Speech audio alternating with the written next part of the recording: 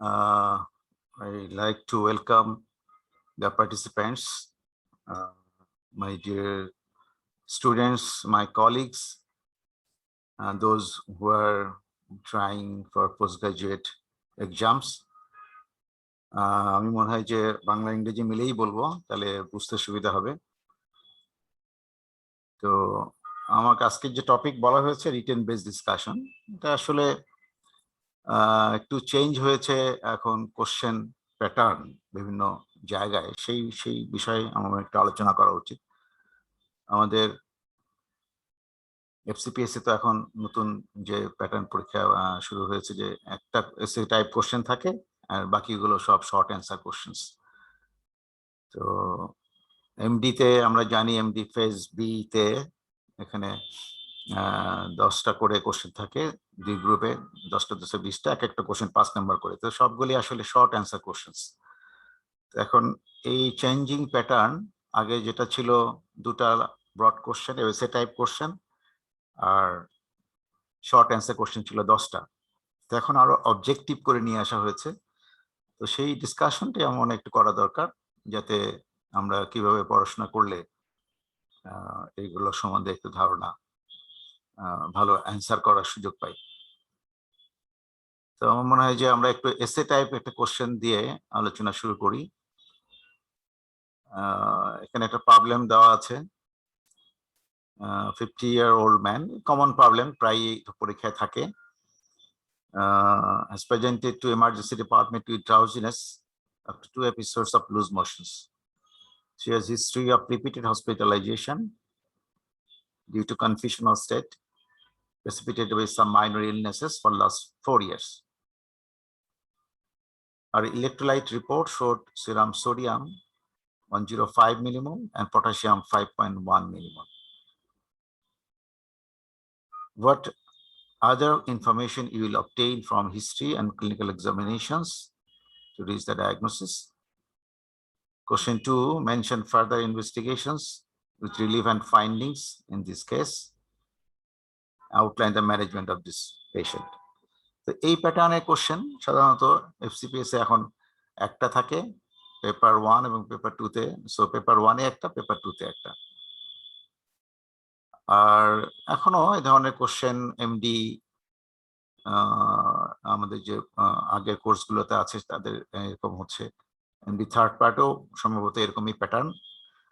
তো যাই হোক, আমাদের এসে টাইপ কোশ্চেন্স আগে যেটা ছিল সেটা তো একটা আমরা সলভ করব, সাথে সাথে শর্ট অ্যান্সার কোশ্চেনটাকে এখন বেশি আমরা জোর দিব।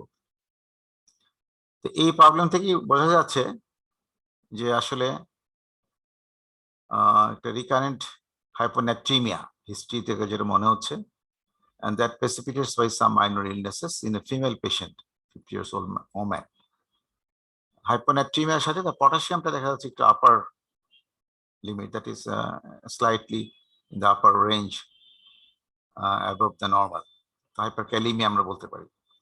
So it is obvious from this scenario that patients had been suffering from Addison's disease or hypopituitarism. তাহলে এরকম একটা প্রবলেম যদি আমরা পাই, তাহলে হিস্ট্রি থেকে আমরা কি জিজ্ঞেস করব? তাহলে এখানে আমরা একটা সিনারিওতে বলতে পারি যে recurrent হাইপোনাট্রিমিয়াস precipitated some minor illnesses and his potassium is 5.1, this hyperkalemia. So possible differential diagnosis is 2, hypopituitarism, hypoadrenalism. So information to be obtained from history and clinical examinations, আমরা এখন হিস্ট্রি সাজেস্টিভ অফ হাইপোপিটিউটারিজম, সেই related history গুলো আমাদের এখানে আমরা বলতে পারি, এবং এক্সামিনেশন ফাইন্ডিংস। সো আমাদের ডিফারেন্সিয়াল ডায়াগনোসিস যেটা আসবে সেইগুলোকে আমরা প্রথমে একটা চক আউট করতে পারি। যদি এখানে ডিফারেন্সিয়াল ডায়াগনোসিস আরো থাকে, রেয়ার ডিজিজ বা অন্য কিছু, তাহলে সেটা আমরা বলতে পারি this are common conditions and some rare conditions, যেগুলো যদি থাকে সেগুলো আমরা আলাদা বলতে পারি। এবং আমরা ডেসক্রিপশনে যখন হিস্ট্রি ক্লিনিক্যাল এক্সামিনেশন বলবো, তখন কমন কন্ডিশনগুলোর হিস্ট্রি এবং এক্সামিনেশন ফাইন্ডিংসগুলি আমরা আগে বলবো এবং সেগুলোকে এমফাসাইজ দিব। আর রেয়ার কন্ডিশনসগুলোকে আমরা শেষের দিকে বলতে পারি এবং তখন কিছু ইম্পর্টেন্ট ফিচার বললেই হবে, রেয়ার কন্ডিশনে খুব ডিটেলস যাওয়ার দরকার নেই। তাহলে হাইপোপিটুইটারিজম হতে গেলে আমাদের প্রথমেই হিস্ট্রিতে দেখতে হবে যে উইথড্রয়াল অফ গ্লুকোটিকয়েড থেরাপি, পেশেন্ট কোনো গ্লুকোটিক থেরাপি পাচ্ছিল কিনা, হঠাৎ করে বন্ধ করে দিয়েছে, তাহলে তো এইচপি অ্যাক্সিস সাপ্রেশন হয়ে এটা দেখা যাবে যে পেশেন্টের সেকেন্ডারি হাইপোঅ্যাড্রিনালিজম হয়ে গেছে। তাহলে পিটিউটারি সাপ্রেশনের কারণে অ্যাড্রিনাল সাপ্রেশন হয়ে গেছে। যদি সে স্টেরয়েড খেয়ে থাকে তাহলে সেই হিস্ট্রি নিতে হবে যে সে ড্রাগ পেত কিনা এবং সেটা উইথড্রয়াল হয়েছে কিনা। তাছাড়া হাইপোপিটুইটারিজমের কমন কারণ আমরা জানি ফিমেল পেশেন্ট, এটা তার পিপিএইচ এর হিস্ট্রি ছিল কিনা, এটা শিহান সিনড্রোম সেরকম কোনো হিস্ট্রি আছে কিনা, premature menopause, lactational failure, prolonged amenorrhoea, পেশেন্টের হেড ইনজুরি হয়ে অনেক সময় পিটুইটারি গ্ল্যান্ড ইনজুরিও হতে পারে, প্যারাসেলার সার্জারি, রেডিওথেরাপি, এরকম হিস্ট্রি আছে কিনা, কোল্ড ইনটলারেন্স কনস্টিপেশন। যদিও এই ফিচারগুলো যদি প্যান হাইপোপিটুইটারিজম থাকে তাহলে হাইপোথাইরয়েডিজমের ফিচারসও কিছু পেশেন্টে থাকতে পারে, কিন্তু এখানে প্রমিনেন্ট থাকে না। যাদের প্রাইমারি হাইপোথাইরয়েডিজম যাদের থাকে সেরকম মিক্সিরিমাইটাস চেঞ্জ সাধারণত এই হাইপোপিটুইটারিজম হয় না, কিন্তু সিমটমস থাকতে পারে। পেশেন্টের কোনো যদি অ্যাডিনোমা, ম্যাক্রোঅ্যাডিনোমা থাকে তাহলে পেশেন্টের হেডেক, ভিজুয়াল ফিল্ড ডিফেক্ট এগুলো থাকতে পারে। যে ম্যাক্রোঅ্যাডিনোমা অনেক সময় নন সিক্রেটিং অ্যাডিনোমা হতে পারে, অথবা অন্য কোনো সিক্রেটিং টিউমার লাইক পোলাটিনোমা, এ ধরনের ক্ষেত্রেও পেশেন্টের অনেক সময় অন্যান্য হরমোনগুলো কমে যেতে পারে। তাহলে হিস্ট্রিতে আমরা এই জিনিসগুলো যদি হাইপোপিটুইটারিজম সাসপেক্ট করি তাহলে আমাদের জিজ্ঞেস করতে হবে। আর ফিজিক্যাল ফাইন্ডিংস এর মধ্যে অবশ্যই যদি সে কোনো স্টেরয়েড পেয়ে থাকে আগে থেকে তাহলে তার কুশিংগয়েড চেঞ্জ থাকতে পারে, facies and other changes due to iatrogenic আর সেলফ ইনডিউসড, অনেক সময় রোগীরা খেতে থাকে স্টেরয়েড, সেরকম চেঞ্জ পেতে পারি। অ্যান্ড যদি হাইপোপিটুইটারিজম হয় স্ট্রাইকিং ডিউ টু প্যালোর থাকে পেশেন্টদের, প্যালোর থাকে বিকজ এখানে তো সিটিএইচ সিক্রেশনস কম হয়, এসিটিএইচ সিক্রেশন কমে গেলে তাহলে তো পেশেন্টের এমনি তো পিগমেন্টেশন, পিগমেন্টারি চেঞ্জগুলো এগুলো কম হবে এবং পেশেন্টের এনিমিয়া থাকার কারণে স্ট্রাইকিং প্যালোর পাওয়া যায়। এক্সিলারি পিভিক হেয়ার এগুলো স্পার্স, কারণ এগুলো তো প্যান হাইপোপিটুইটারিজম হলে পেশেন্টের এলএইচ, এফএসএইচ এগুলো কমে যাবে এবং আলটিমেটলি তার সেক্স হরমোনস গুলো কমে যাবে। Skin finer and wrinkled, visual field defect আমরা পেতে পারি যদি এটা পিটুইটারি ম্যাক্রোঅ্যাডিনোমা অথবা লিম্ফোমা এরকম কোনো rare disease involving the sella turcica. Diplopia যদি এটা কোনো টিউমার এক্সটেন্ড করে in the carotid sinus then their patient may have diplopia. So physical findings এগুলো আমাদের খুঁজে দেখতে হবে। আর এখানে আরো একজন একটা ডিফারেন্সিয়াল সাজেস্ট করছেন চ্যাট বক্সে, যেটাকে সেরেব্রাল সলক্রস্টিং সিনড্রোম বা এই রিলেটেড অন্য কিছু আর আসবে কিনা, বা নাকি আমরা দুইটাই রাখবো স্যার এরকম? এটা মেইনলি দুটাই আসবে, কারণ এখানে যেহেতু পটাশিয়ামটা আমরা দেখছি যে একটু উপরের দিকে আছে, যদি পটাশিয়ামটাও নিচের দিকে থাকতো তাহলে সল্ট ওয়েস্টিং সিনড্রোম আরো অন্যান্য যেগুলো মেডিকেশনস বা আদার ডিজিজ যেগুলো আছে হাইপোড্যাকটিমিয়ার সেগুলো আসতো। তো যেহেতু এখানে এই সিনারিওতে পটাশিয়ামটা হাইপারক্যালিমিয়া আছে, সেই কারণে আমরা অন্যান্য ডিফারেন্সিয়াল এখানে খুব বেশি এনকারেজ করব না। আচ্ছা, তাহলে আমরা এখানে হিস্ট্রিতে বলেছি যে হাইপোপিটুইটারিজম আর হিস্ট্রি সাজেস্টিভ অফ অ্যাডিসনস, এটা হতে পারে যে না এটা প্রাইমারি অ্যাড্রিনাল ফেইলিউর, সেক্ষেত্রে অ্যাডিসনস ডিজিজ হলে যে ফিচার্সগুলো থাকে prominent, anorexia, nausea, vomiting, diarrhoea, asthenia, অনেক সময় হাইপোগ্লাইসিমিয়া, স্পন্টেনিয়াস হাইপোগ্লাইসিমিয়া থাকতে পারে। পেশেন্টের যেহেতু আমাদের কনটেক্সটে tuberculosis is one of the common condition that may involve the adrenal gland, so সেই হিস্ট্রিগুলো আমরা নিতে পারি। প্রেসিপিটেটিং ফ্যাক্টরস, অনেক সময় দেখা যায় যে কিসে কিছু প্রেসিপিটেট করে, পেশেন্ট হয়তো বলতে পারে যে 2 একদিনে জ্বর, হালকা জ্বর, অথবা একটু abdominal problem like mild diarrhoea, অথবা কোনো সার্জারি যেটা হলে পেশেন্টের এরকম অ্যাটাক হয়েছে আগে, সেগুলো আমাদের দেখতে হবে।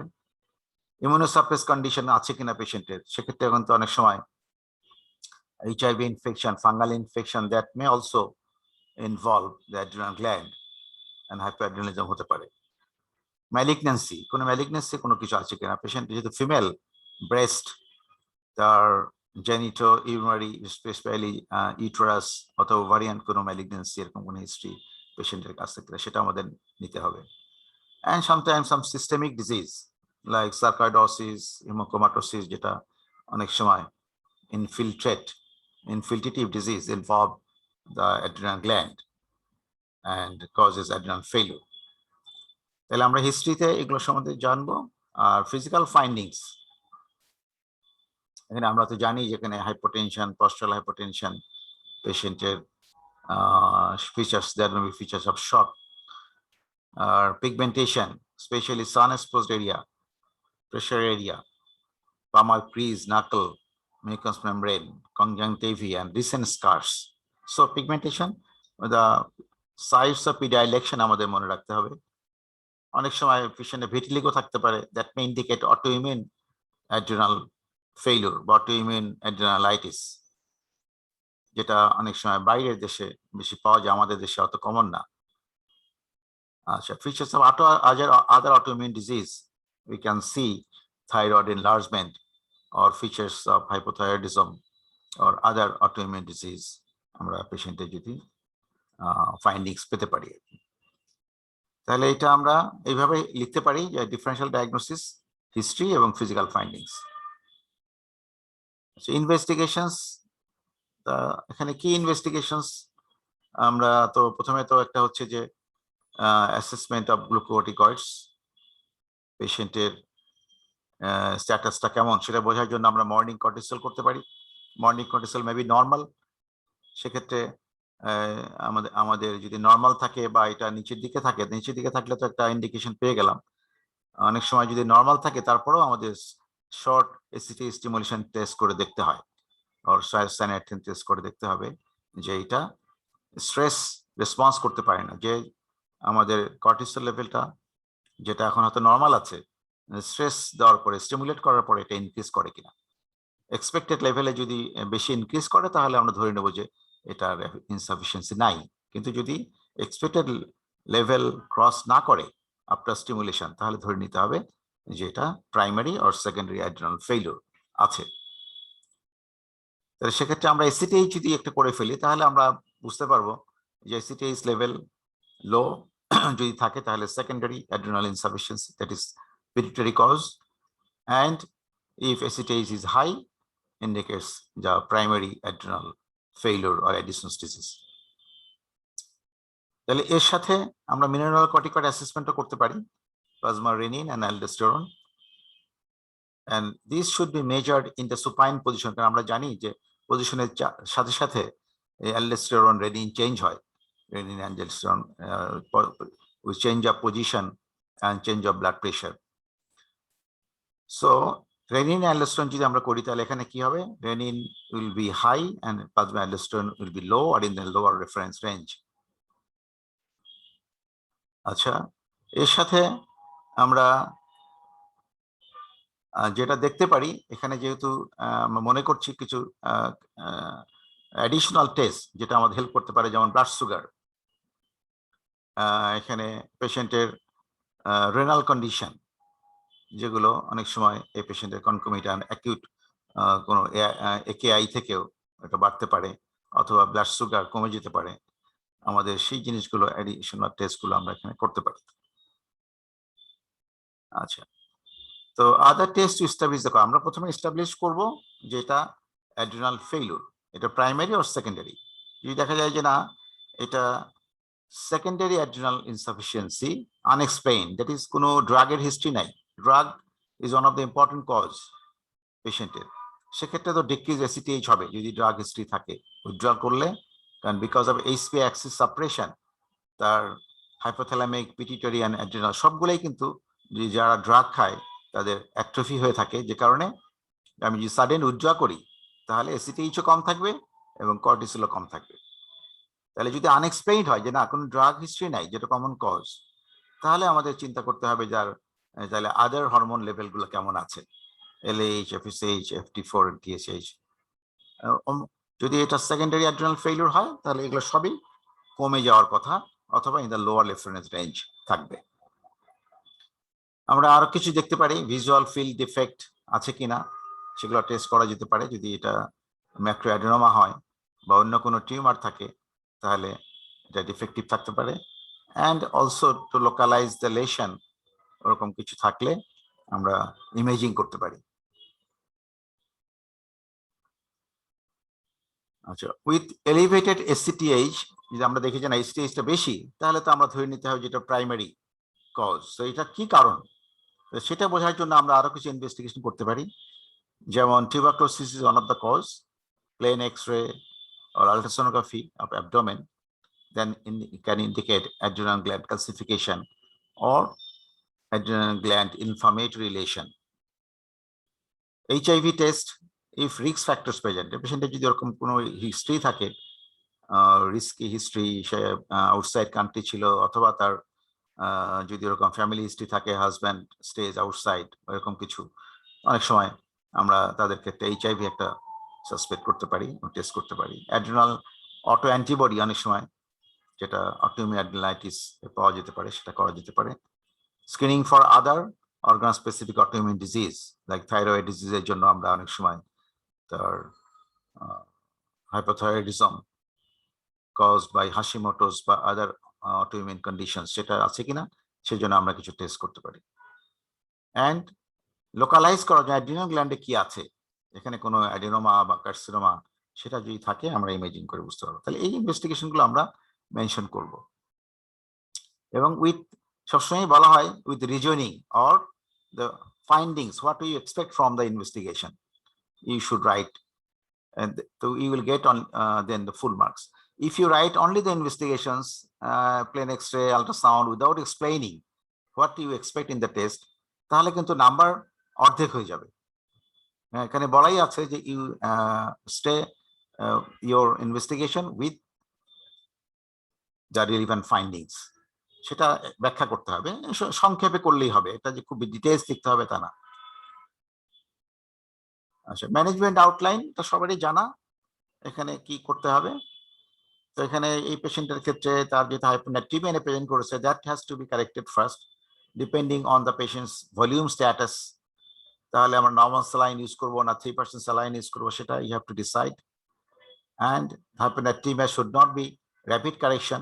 Everybody knows if it is more than 10 millimol in 24 hours, that may cause the complications like central pontine myelinolysis or osmotic-demyelination syndrome, যেটাই বলি আমরা। তাহলে সেটা অ্যাভয়েড করার জন্য আমাদের একটা টার্গেট ঠিক করতে হবে এবং সেইভাবে কারেকশন করতে হবে। প্রেসিপিটেটিং কোনো কন্ডিশন, এখানে যেমন একটা তার এপিসোডস অফ লুজ মোশন আছে, তাহলে সেটাও অ্যাড্রেস করতে হবে, যেটা কেন এবং সেটা চিকিৎসা দেওয়া, ফ্লুইড দেওয়া, এগুলো করতে হবে। অ্যান্ড পেশেন্টের গ্লুকোটিকয়েড রিপ্লেসমেন্ট, এটা এখানে ইনজেক্টেবল ফর্মে শুরু করতে হবে। এখানে যদিও আমি এখানে ইনজেকশন অবলিক ওরাল দিয়ে রাখছি, আসলে এখানে ইনজেক্টেবল শুরু করতে হবে। ইনজেকশন হাইড্রোকর্টিসন 50 মিলিগ্রাম 6 আওয়ারলি আমরা শুরু করব। এরপরে যখন পেশেন্ট ওরালি খেতে পারবে তখন we will switch over to oral hydrocortisone or cortisol. এবং সেটা আমরা জানি যে মর্নিং এ সাধারণত আমরা বেশি ডোজ, কারণ এটা যেহেতু সার্কাডিয়ান রিদমে রিলিজ হয়, তো আমরা সেটাও মেনটেন করতে চাই, যে সকালে আমরা 10 মিলিগ্রাম দিলাম আর ইভিনিং এ এটা 5 milligram, usually 15 to 20 milligram per day start করা হয়। মিনারেল রিপ্লেসমেন্ট লাগবে যদি প্রাইমারি অ্যাড্রিনাল ইনসাফিসিয়েন্সি হয়, and it is not needed secondary, কারণ mineralocorticoid is released from zona glomerulosa, that is under control of renin and the renal mechanism. এখানে যখনই আমার renal ischaemia হবে অর রেনাল সোডিয়াম কনসেন্ট্রেশন কমে যাবে in the zona in the macula densa, সেখান থেকে একটা সিগন্যাল যখন চলে যাবে জোনা গ্লোমেরুলোসাতে যে না এখানে তার সোডিয়াম রিটেন করতে হবে, সো অ্যালডোস্টেরন রিলিজ করো। তাহলে এই যে অ্যালডোস্টেরন রিলিজটা ডিপেন্ড করে মেইনলি আমাদের রেনাল রেনিন সিক্রেশন এর উপরে। সেই জন্য যদি সেকেন্ডারি অ্যাড্রিনাল ইনসাফিসিয়েন্সি হয়, সেখানে কিন্তু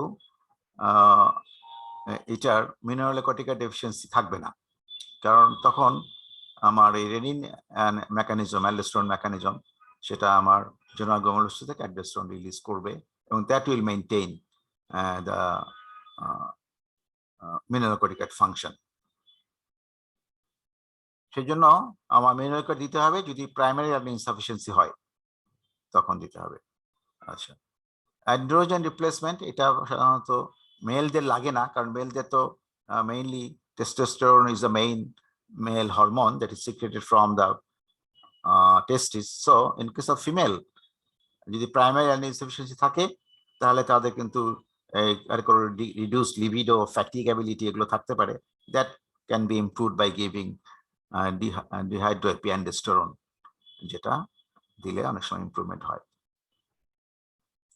আচ্ছা, in case of hypopituitarism, thyroid hormone replacement, সেটা আমাদের খেয়াল করতে হবে যে it is dangerous to give thyroid replacement in adrenal insufficiency without first giving the glucocorticoid. তাহলে আমরা আগে গ্লুকোকর্টিকয়েড দিব যদি দেখি যে পেশেন্টের হাইপোপিটুইটারিজম, তারপরে আমরা থাইরয়েড রিপ্লেস করব, কারণ থাইরয়েড হরমোন যদি গ্লুকোকর্টিকয়েড না দিয়ে দিই তাহলে there chance of developing adrenal crisis. আচ্ছা, other treatment depend on underlying cause. এখন আমার কজ যেটা তার উপরে আমার অন্য ট্রিটমেন্ট, যদি এটা কনকমিটেন্ট ডিউ টু টিবি অ্যাড্রেনালাইটিস হয় বা অন্য কোনো ইনফেকশন বা অন্য কোনো ইনফিলট্রেটিভ ডিজিজ, তাহলে আমাদের সেটা ট্রিটমেন্ট করতে হবে। And important thing is carrying a card or bracelet. রোগীকে আমাদের অ্যাডভাইস করতে হবে যে আপনার যেহেতু এটা হাইপো অ্যাড্রেনালিজম, সেটা প্রাইমারি হোক আর সেকেন্ডারি হোক, আপনাকে একটা কার্ড এটার সাথে রাখতে হবে বা ব্রেসলেট পড়তে হবে, যেখানে ইনফরমেশন থাকবে পেশেন্টের কি ডায়াগনোসিস, কি ডোজ খাচ্ছে, কি ওষুধ খাচ্ছে, কি ডোজে খাচ্ছে, সেগুলো সম্বন্ধে ইনফরমেশন থাকবে, যাতে ওইটা পেশেন্ট কখনো যদি আনকনসিয়াস হয় তাহলে that will help in identifying the patients and give him the proper treatment. তো আমার মনে হয় যে আমরা একটা এসে টাইপ কোশ্চেন কি কি হতে পারে এবং সেটা নিয়ে একটু আলোচনা করলাম। এখন শর্ট কোশ্চেন নিয়ে আমি একটু আলোচনা করি। এসে টাইপ কোশ্চেন নিয়ে অনেক প্রবলেম তো আছে, সেটা আমার মনে হয় যে খুব বেশি কিছু বলার নেই, কারণ সবাই তো এটা আমরা কোশ্চেন দেখবো সিপিএস এমডি কোনটাতে কি আসছে, কমনলি কি আসে, এবং সেটার উপরে আমরা একটা এরকম তৈরি করব যে আমি যে কোশ্চেনগুলো থাকে ক্লিনিক্যাল ইনফরমেশন কি কি নেওয়া উচিত, এবং investigations first line, second line, management, বিভিন্ন রকম কোশ্চেন থাকে, সেটা আমরা প্রিপেয়ার করব। তার মানে শর্ট অ্যান্সার নিয়েও আমরা একটু আলোচনা করলে সুবিধা, যে আমরা আসলে শর্ট অ্যান্সার কোশ্চেন গুলো কোনগুলোকে এমফাসিস দিব এবং কিরকম হতে পারে। এখানে একটা প্রবলেম দিয়ে আমরা শুরু করলাম। A 60-year-old man diabetic for 20 years has developed nausea, occasional vomiting of undigested food, and feeling of fullness of upper abdomen. His upper GI endoscopy, blood count, and biochemical investigations are unremarkable except A1C 8.2. তাহলে এই picture থেকে আমরা দেখছি যে uncontrol diabetes আছে এবং তার long duration diabetes আছে। So what is the most likely diagnosis? আমার মনে হয় যে একটু রেসপন্ড করলে তারপরে আমরা গেলে ভালো, একজন দুজন রেসপন্স করতে পারে। কেউ পার্টিসিপেট করলে আপনারা মিউট মাইক অফ অন করে একটু রেসপন্স করতে পারেন। হ্যালো, আসসালামু আলাইকুম স্যার। আসসালাম। আমি ডাক্তার আসাদ। জি, বলেন। Sir, my most likely diagnosis is gastroparesis. Gastroparesis. Okay, then the second question, mention one investigation with explanation to establish the diagnosis. Gastric motility test. Gastric motility test. আর একটু specific করে বললে ভালো।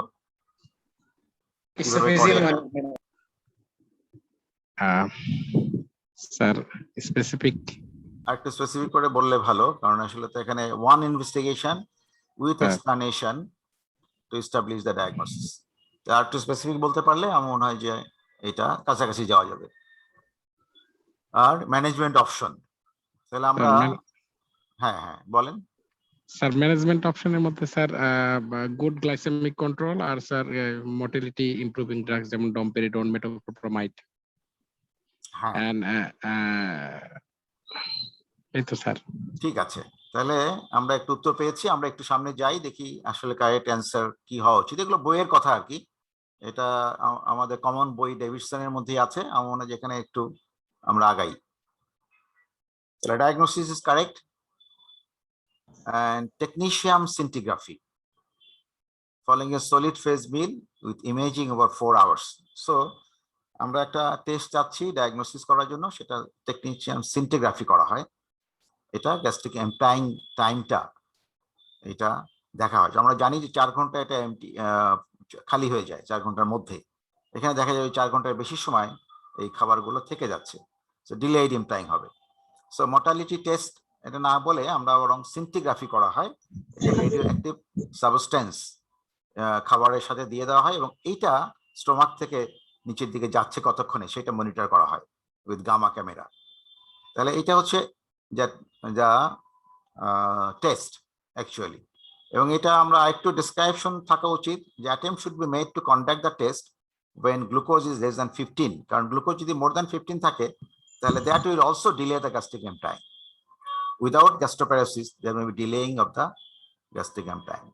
তাহলে সেই জন্য এই টেস্টটা আমরা কোশ্চেন ছিল ওয়ান ইনভেস্টিগেশন উইথ এক্সপ্লানেশন, কিছু এক্সপ্লানেশন এটা কিভাবে করা হয়, কি ইন্ডিকেট করে, এবং এই যে গ্লুকোজ লেভেল থাকতে হবে, এটা কন্ট্রোলে থাকতে হবে বিফোর ডুইং দ্য টেস্ট, এটা ইজ ইম্পর্টেন্ট ইনফরমেশন।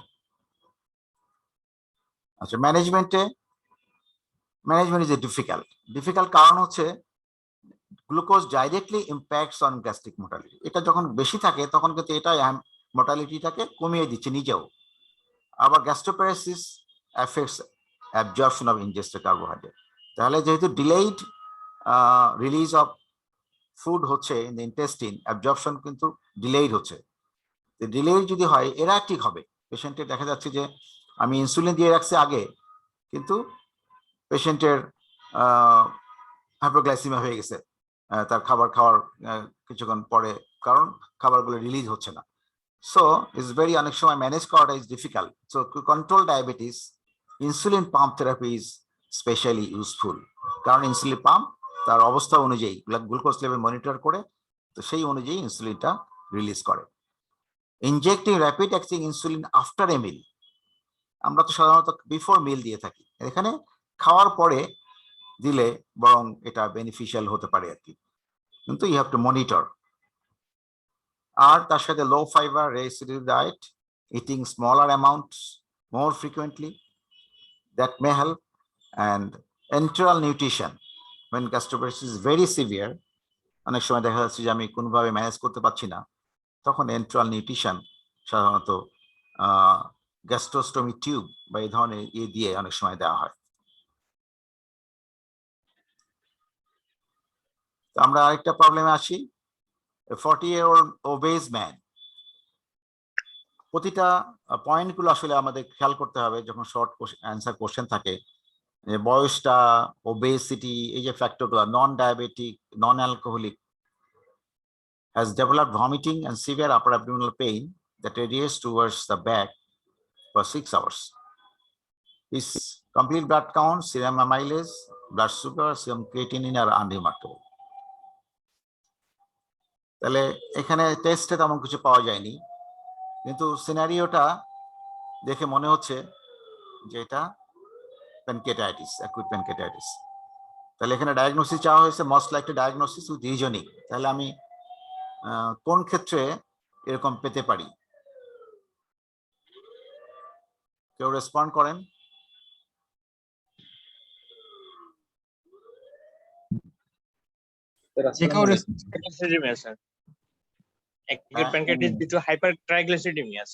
হাইপারট্রাইগ্লিসাইডেমিয়া, কারেক্ট।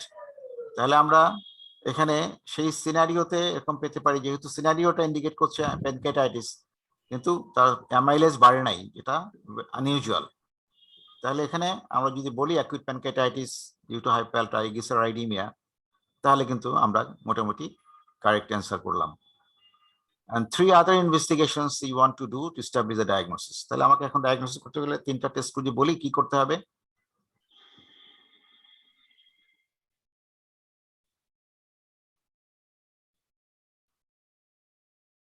হ্যাঁ, বলতে পারেন। তিনি অ্যান্সার দিচ্ছিলেন, তিনি কন্টিনিউ করতে হ্যাঁ পারেন। কন্টিনিউ করতে পারেন। স্যার ইয়ে করতে পারেন স্যার, ট্রাইগ্লিসারাইড লেভেল আমরা দেখতে পারি স্যার, আলট্রাসোনোগ্রাফি করতে পারি। আর হচ্ছে স্যার এই ক্ষেত্রে স্যার আরেকটা ডিডি আসে কিনা স্যার, এই যে acute intermittent porphyria, non diabetic, non alcoholic, এইটা কি স্যার হ্যাঁ। আসবে কিনা? ইন্টারমিটেন্ট পরফাইরিয়াতে যে ব্যাকে রেডিয়েট করছে পেইনটা, it is not এটা একটা ক্লু আছে sir. occurs intermittent porphyria. For that reason, that should not come to the differential diagnosis.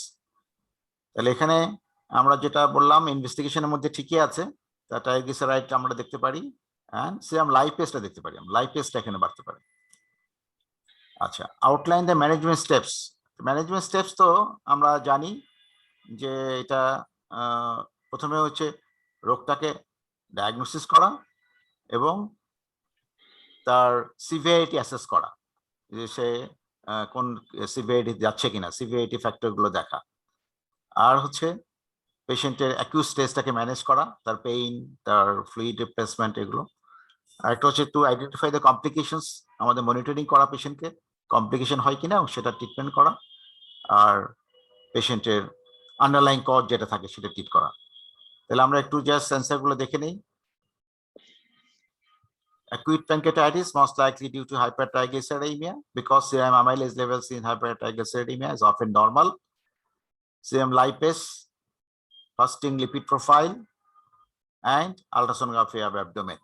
এই তিনটা করলেই আমরা ইনফরমেশন মোটামুটি পেয়ে যাব যে এটা আসলে অ্যাকুইট প্যানক্রিয়াটাইটিস। কারণ এর সাথে অন্যান্য টেস্ট আমরা সিটি স্ক্যান বলতে পারি, কিন্তু এই যে 6 আওয়ার্স অ্যাকিউট স্টেজে সিটি স্ক্যান করে আমরা খুব বেশি ইনফরমেশন পাবো না। সাধারণত আমরা সিটি স্ক্যান করতে পারি যখন আফটার ফিউ ডেজ, 5, 6, 7 ডেজ, যখন আমরা অ্যাসেস করতে চাই কমপ্লিকেশন হচ্ছে কিনা। সেই জন্য অন্যান্য টেস্ট আমাদের কিন্তু এখানে আর প্রয়োজন নাই। ম্যানেজমেন্ট স্টেপস তো এটাই বলেছি আমি, the first establish the diagnosis and disease severity. আমরা জানি সিভিয়ারিটি ফ্যাক্টর দেখার জন্য অনেকগুলো প্যারামিটার আছে, পেশেন্টের কিছু ব্লাড রিপোর্ট, সিআরপি, তার অ্যালবুমিন, তার জিপিটি, এই ধরনের যেগুলো আছে, যেগুলো অনেক সময় সিভিয়ারিটি অ্যাসেস করতে হেল্প করে, এবং পেশেন্টের কন্ডিশন। তাহলে early resuscitation, analgesics, IV fluid, no oral alimentation. আমরা তো প্রথমে যখন অ্যাকিউট পেইন থাকে তখন তো খাবার আমরা উইথহেল্ড করি, পরে পেশেন্ট সাবসাইড করলে আমরা তখন আবার ওরাল স্টার্ট করি। Detection and treatment complications and treating the underlying cause.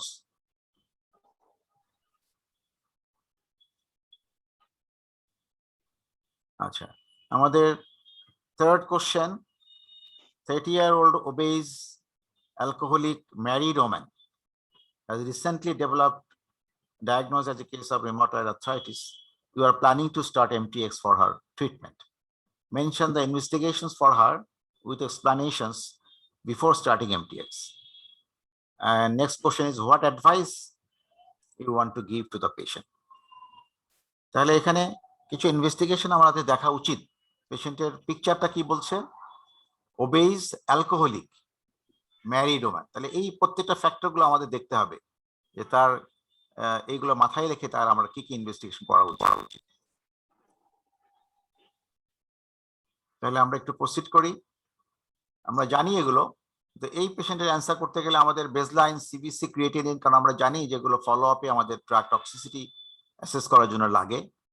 ALT to assess any hepatitis. এই পেশেন্টের যে ওবেজ, অ্যালকোহলিক, সে অলরেডি তার হেপাটাইটিস আছে কিনা সেটাও আমরা এএলটি করে বুঝতে পারবো, এবং ফলো আপে আমাকে হেল্প করবে যে পেশেন্টের ড্রাগের কারণে টক্সিসিটি হচ্ছে কিনা। ব্লাড সুগার দেখা উচিত, কারণ পেশেন্টের স্টেরয়েড লাগতে পারে, এবং ফিউচার তার কার্ডিওভাস্কুলার রিস্ক। আমরা জানি যে রিউমাটয়েড আর্থ্রাইটিস পেশেন্টদের cardiovascular risk is more, they die from cardiovascular complications. অনেক পেশেন্টই এটা দায়ী, কারণ হচ্ছে তার ইনফ্লামেশন থাকে, chronic inflammatory process, as well as পেশেন্টের আমরা ড্রাগ দিচ্ছি, অনেক সময় স্টেরয়েড দিচ্ছি, এগুলো আমার হাইপারলিপিডিমিয়া এবং কার্ডিওভাস্কুলার রিস্ক বাড়িয়ে দিচ্ছে আর কি। তাহলে সেটাও আমার একটা ব্লাড সুগার বেসলাইন দেখা উচিত যে অলরেডি তার ন্যাশের রিস্ক ফ্যাক্টরগুলো আছে কিনা। ওবেস পেশেন্ট, অ্যালকোহলিক, তার যদি ব্লাড সুগার থাকে, ডায়াবেটিস থাকে, তাহলে তো এগুলো রিস্ক আরো বেশি হবে এবং ড্রাগ টক্সিসিটি হওয়ার চান্স তো আরো বেশি। লিপিড প্রোফাইল দেখা উচিত, একই জিনিস, পেশেন্টের কার্ডিওভাস্কুলার অ্যান্ড পেশেন্টের নন অ্যালকোহলিক স্টিয়াটোহেপাটাইটিস এগুলোর রিস্ক বেড়ে যেতে পারে যদি তার ডিসলিপিডিমিয়া থাকে। প্রেগনেন্সি টেস্ট ও ultrasonography lower abdomen, if specially পেশেন্টের মেনস্ট্রুয়াল হিস্ট্রি যদি ইরেগুলার থাকে এবং পেশেন্টের যদি ওরকম হয়তো আমরা হিস্ট্রি থেকে বুঝতে পারছি না যে সে প্রেগনেন্ট কিনা, তাহলে কিন্তু আমাদের সেটা এক্সক্লুড করার জন্য প্রেগনেন্সি টেস্ট অথবা আলট্রাসোনোগ্রাফি লোয়ার অ্যাবডোমেন করা উচিত টু এক্সক্লুড প্রেগনেন্সি, কারণ আমরা জানি যে এটা teratogenic. And Mantoux test and chest X-ray to exclude latent TB. অনেক সময় ল্যাটেন্ট টিবি যদি থাকে তাহলে কিন্তু পেশেন্টের রিঅ্যাক্টিভেশন হতে পারে আফটার গিভিং এমটিএক্স। সো আমরা এই জিনিসগুলো দেখে নেওয়া উচিত। তাহলে আমরা ইনভেস্টিগেশন চেয়েছি এবং তার এক্সপ্লানেশন কি, যেটা আমার করা উচিত কেন। তাহলে আমি তাকে কি অ্যাডভাইস দিব এখন?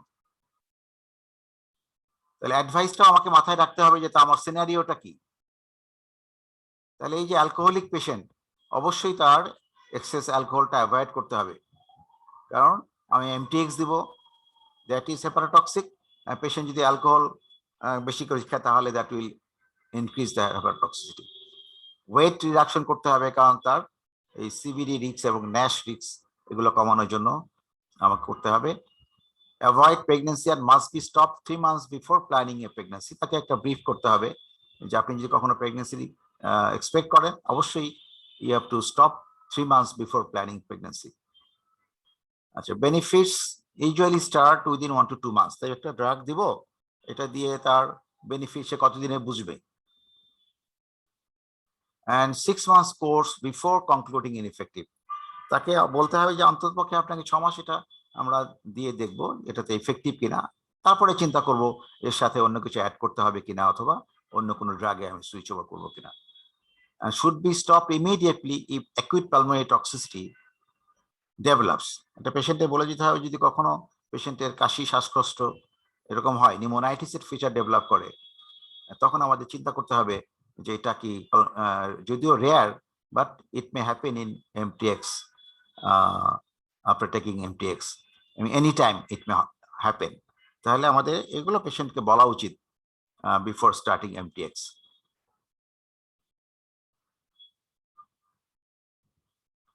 আচ্ছা, আমাদের নেক্সট কোশ্চেন আমরা আসি। একটা কোশ্চেন আছে, 54-year-old woman presents with a CBC and PBF report showing macrocytosis. So mention the conditions that may cause macrocytosis, explaining why. এখানে সরাসরি আমরা ম্যাক্রোসাইটোসিস হয়তো বলা হয়নি, একটা সিনারিও দিয়ে বলা হয়েছে যে ম্যাক্রোসাইটোসিস যদি থাকে তাহলে কি কি কন্ডিশন হতে পারে এবং কেন হবে, তো সেটা এক্সপ্লেইন করতে হবে। আর বাকি কোশ্চেন গুলো তো গতানুগতিক, how will you manage a case of BTL deficiency and prognosis of BTL deficiency. তাহলে আমরা যদি আগাই, অ্যান্সারটা কি হতে পারে? এই যে ম্যাক্রোসাইটোসিস হতে পারে conditions with impaired DNA synthesis যদি থাকে, কারণ আমরা জানি যে ডিএনএ সিনথেসিস এটা important for its cell nuclear maturation. তাহলে এই ধরনের কন্ডিশন কখন হয়? Megaloblastic anaemia, cytotoxic drug, myelodysplastic syndrome, এই ধরনের কন্ডিশনে কিন্তু ডিএনএ সিনথেসিস ইম্পেয়ার্ড হওয়ার কারণে সেল যদিও নিউক্লিয়ার ম্যাচুরেশন বন্ধ হয়ে আছে কিন্তু সাইটোপ্লাজমিক ম্যাচুরেশন হচ্ছে, that is normal haemoglobinisation. For that reason cell ভলিউমটা কিন্তু ঠিক থাকছে এবং that is raised MCP, cell division কম হচ্ছে because of arrested nuclear maturation due to impaired DNA synthesis. তাহলে এই কারণে তার ম্যাক্রোসাইটোসিস হচ্ছে। আর একটা কন্ডিশনে ম্যাক্রোসাইটোসিস হয় raised lipid, conditions with raised lipid. তাহলে কি রেইজড লিপিড থাকতে পারে? Liver disease, hypothyroidism, hyperlipidaemia and pregnancy. তাহলে এই ধরনের কন্ডিশনে কেন ম্যাক্রোসাইটোসিস হয়? এই যে রেড সেলের lipid bilayer that freely exchange with the plasma lipid causing A raised MCP. তাহলে আমরা অনেক সময় যাদের হাইপারলিপিডিমিয়া আছে তাদের যদি আমি একটা সেল সিবিসি করি বা আমরা যদি একটু ফিল্ম করি তাহলে দেখা যেতে পারে সেখানে ম্যাক্রোসাইটোসিস তার এমসিভি বেশি পাওয়া যেতে পারে। because of free exchange of lipids in with the red cells lipid bilayer membrane. Third cause হচ্ছে রেটিকুলোসাইটোসিস যদি থাকে, কারণ আমরা জানি reticulocytes are larger than the mature RBC, সে কারণে তখন কিন্তু আমার ম্যাক্রোসাইটোসিস পাওয়া যেতে পারে। যদি হেমোলাইসিস হয়, মনে করেন অ্যাকিউট হেমোলাইসিস অথবা অ্যাকিউট হ্যামারেজ, সেখানে আমরা জানি যে রেটিকুলোসাইট রিলিজ হয় and that may cause macrocytosis. So macrocytosis আমরা পেতে পারি কোন কোন কন্ডিশনে এবং কারণটা কি সেটাই কোশ্চেনে চাওয়া হয়েছে। তাহলে এটা হলো এখানে নাম্বার ভাগ করা থাকে। আমার মনে হয় যে এগুলো দেখলে তাহলে আমাদের অ্যান্সার কতটুকু করব, এই 2.5 এর জন্য কতটুকু লেখা উচিত, হ্যাঁ 1.5 এর জন্য কতটুকু লেখা উচিত, এন্ড এইটা আমার এখানে এগুলো খেয়াল করতে হবে যে আমি কতটুকু লিখবো। আমি এই 1 এর যদি আমি এক পাতা লিখি কোনো প্রয়োজন নাই, কিন্তু আমাকে 2.5 এর জন্য তো চেষ্টা করতে হবে যে একটু বেশি ইনফরমেশন দেওয়ার জন্য। আচ্ছা, how will you manage a case of BTM deficiency? এখানে সিভিয়ার অ্যানজাইনা হার্ট ফেলিয়ার যদি থাকে, একটা BTM ডেফিসিয়েন্সি যদি হয়, সেখানে পেশেন্টের সিভিয়ার এনিমিয়া থাকলে তখন আমাদের ব্লাড দিতে হতে পারে এবং that should be administered very slowly with diabetic cover. And main চিকিৎসা হচ্ছে হাইড্রোক্সোকোবালামিন। এটা আমরা জানি যে এটা IM for 6 doses 2 to 3 days apart. আমরা বলতে পারি যে twice weekly for 3 weeks.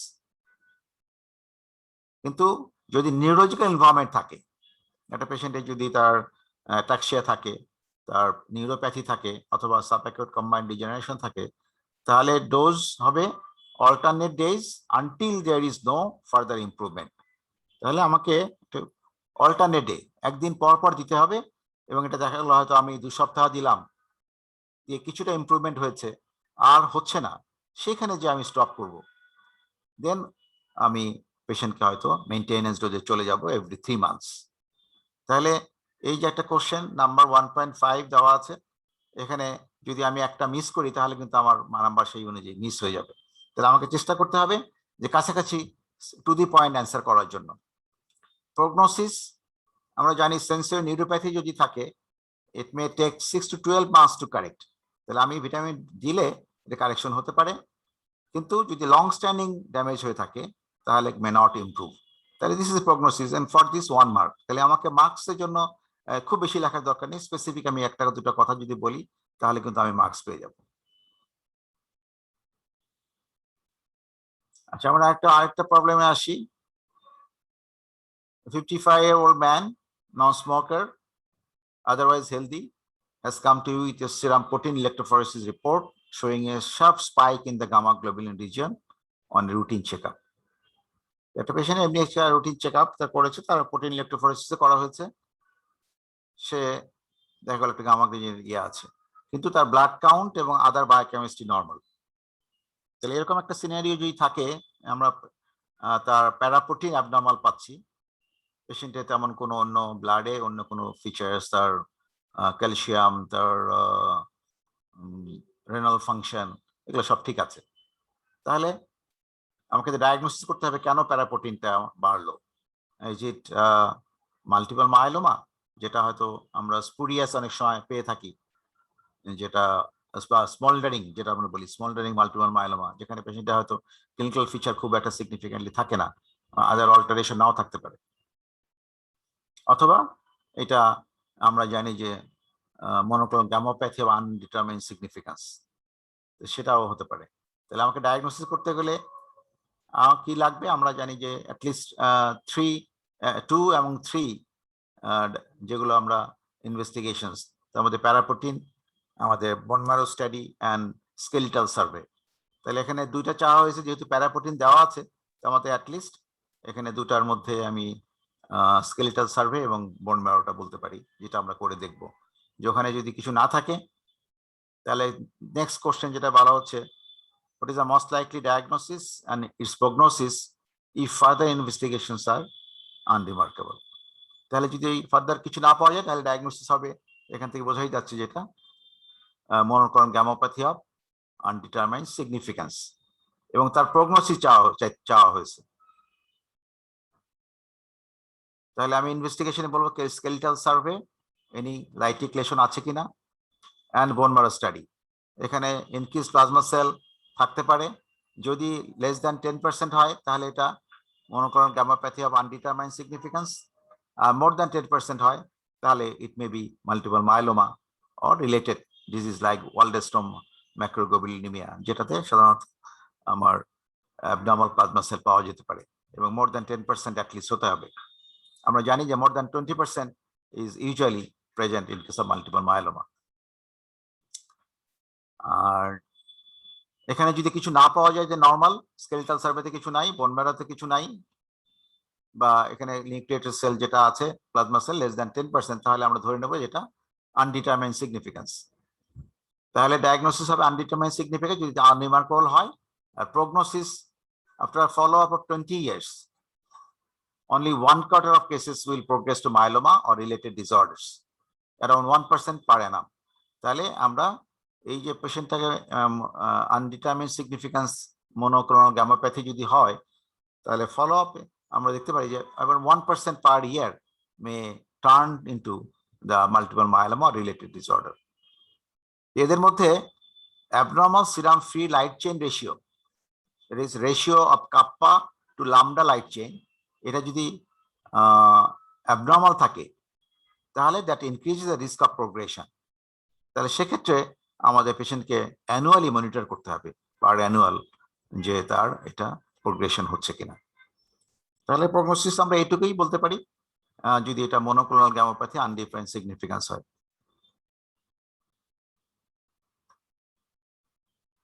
আচ্ছা, আমাদের নেক্সট কোশ্চেন আমরা একটু যাই। 55-year-old man, diabetic, has developed altered level of consciousness and convulsions for 1 day. Investigation show RBS 41, very high, serum creatinine 1.4, borderline, blood urea 9 millimole, just slightly raised from the normal. Sodium, it is hypernatremia 1.5 millimole. Potassium towards the lower range. Chloride normal. Bicarbonate 23 millimole towards the lower range. pH 3.737, that is pH is normal range. And partial pressure of oxygen, arterial pressure of oxygen, arterial pressure carbon dioxide is in the normal range. With this picture, what is the diagnosis? এটা obvious, আমার মনে সবাই বলতে পারবেন যেটা hyperglycemic hyperosmolar state, যেখানে patient altered level of consciousness, convulsion, patient dehydration আর other features নিয়ে আমাদের কাছে আসতে পারে। Mention the poor prognosis signs of this condition. এখন এটা যেহেতু একটা রিলেটিভলি কমন কন্ডিশন, কমন না হলেও ইম্পর্টেন্ট কন্ডিশন, যেটা সবাইকেই জানতে হবে, তো সেই কারণে এটার কিন্তু খুঁটিনাটি আমাদের ভালো করে জানতে হবে। এটা হয়তো অনেক সময় আমরা পড়াশোনা যখন করি আমরা কিছু জিনিসকে এমফাসিস দেই, কিছু দেই না। তাহলে প্রগনোসিস সাইন এটা যেগুলো কি থাকতে পারে, পোর প্রগনোসিস সাইন, কারণ আমরা জানি যে এই হাইপারঅসমোলার স্টেটের মর্টালিটি কিন্তু অনেক বেশি দেন কিটি অ্যাসিডোসিসের চেয়েও, কিন্তু এখানে মর্টালিটিটা বেশি, কারণ এদের প্রপার ম্যানেজমেন্ট করাটা ডিফিকাল্ট, এবং পেশেন্ট অনেক সময় অনেক কমপ্লিকেশন নিয়ে মারা যায়, সেরিব্রাল ইডিমা এবং আদার কমপ্লিকেশনস, ইলেকট্রোলাইট ইমব্যালেন্স। তাহলে ডায়াগনোসিস আমরা বলেছি, প্রগনোসিস সাইনগুলো আমরা দেখব কি কি আছে, and how can you calculate plasma osmolarity correctly in this condition? সরাসরি আমরা যে ফর্মুলা জানি সেই ফর্মুলা দিয়ে কিন্তু করলে আমরা কিছু জিনিস মিস করব, বিশেষ করে সোডিয়াম লেভেলটা। তাহলে আমরা কি কারেক্ট অ্যান্সারটা দেখি। তাহলে হাইপারগ্লাইসেমিক হাইপারঅসমোলার স্টেট, আমরা যেটাই বলি আগে, আমরা যেটাকে হন্ট বলতাম। আচ্ছা, পোর প্রগনোসিস সাইনের মধ্যে hypothermia, hypotension, tachy or bradycardia, severe hypernatraemia more than 160 millimole যদি থাকে, serum osmolarity more than 360 milliosmol per kg, and presence of other serious comorbidity। তাহলে এই ধরনের হচ্ছে পেশেন্টের সাথে যদি অ্যাকিউট এমআই থাকে বা হার্ট ফেলিউর থাকে, তাহলে সেগুলো পোর প্রগনোসিস সাইন। এখানে আমাদের এগুলো মাথায় রাখতে হবে যে এই ধরনের কন্ডিশন থাকলে পেশেন্টদেরকে আমার আরো ক্লোজ মনিটরিং রেখে চিকিৎসা দিতে হবে। আচ্ছা, আমরা কারেক্টলি কিভাবে ক্যালকুলেট করতে পারি অসমোলারিটি। অসমোলারিটি ক্যালকুলেশন আমরা জানি সবাই যে 2 sodium plus glucose and urea in millimole per litre. এটাতে যদি আমি দেখি অসমোলারিটি, তাহলে আমি অসমোলারিটি কারেকশন করতে ক্যালকুলেট করতে পারবো। কিন্তু in case of hyperglycaemic patient, the corrected sodium should be taken into account. আমি যে সোডিয়ামটা নিব, এটা আমার ওখানে যে ইলেকট্রোলাইটে যেটা দেখাচ্ছে সেটা নিলেই কিন্তু হবে না। এখানে দেখাচ্ছে হচ্ছে 155 সোডিয়াম 155, কিন্তু আসলে এটা 155 হবে না, আরো বেশি হবে, কারণ ব্লাড সুগার হচ্ছে 41। তাহলে add 1.6 millimole to the measured sodium for every 5.5 millimole increment of serum glucose above normal.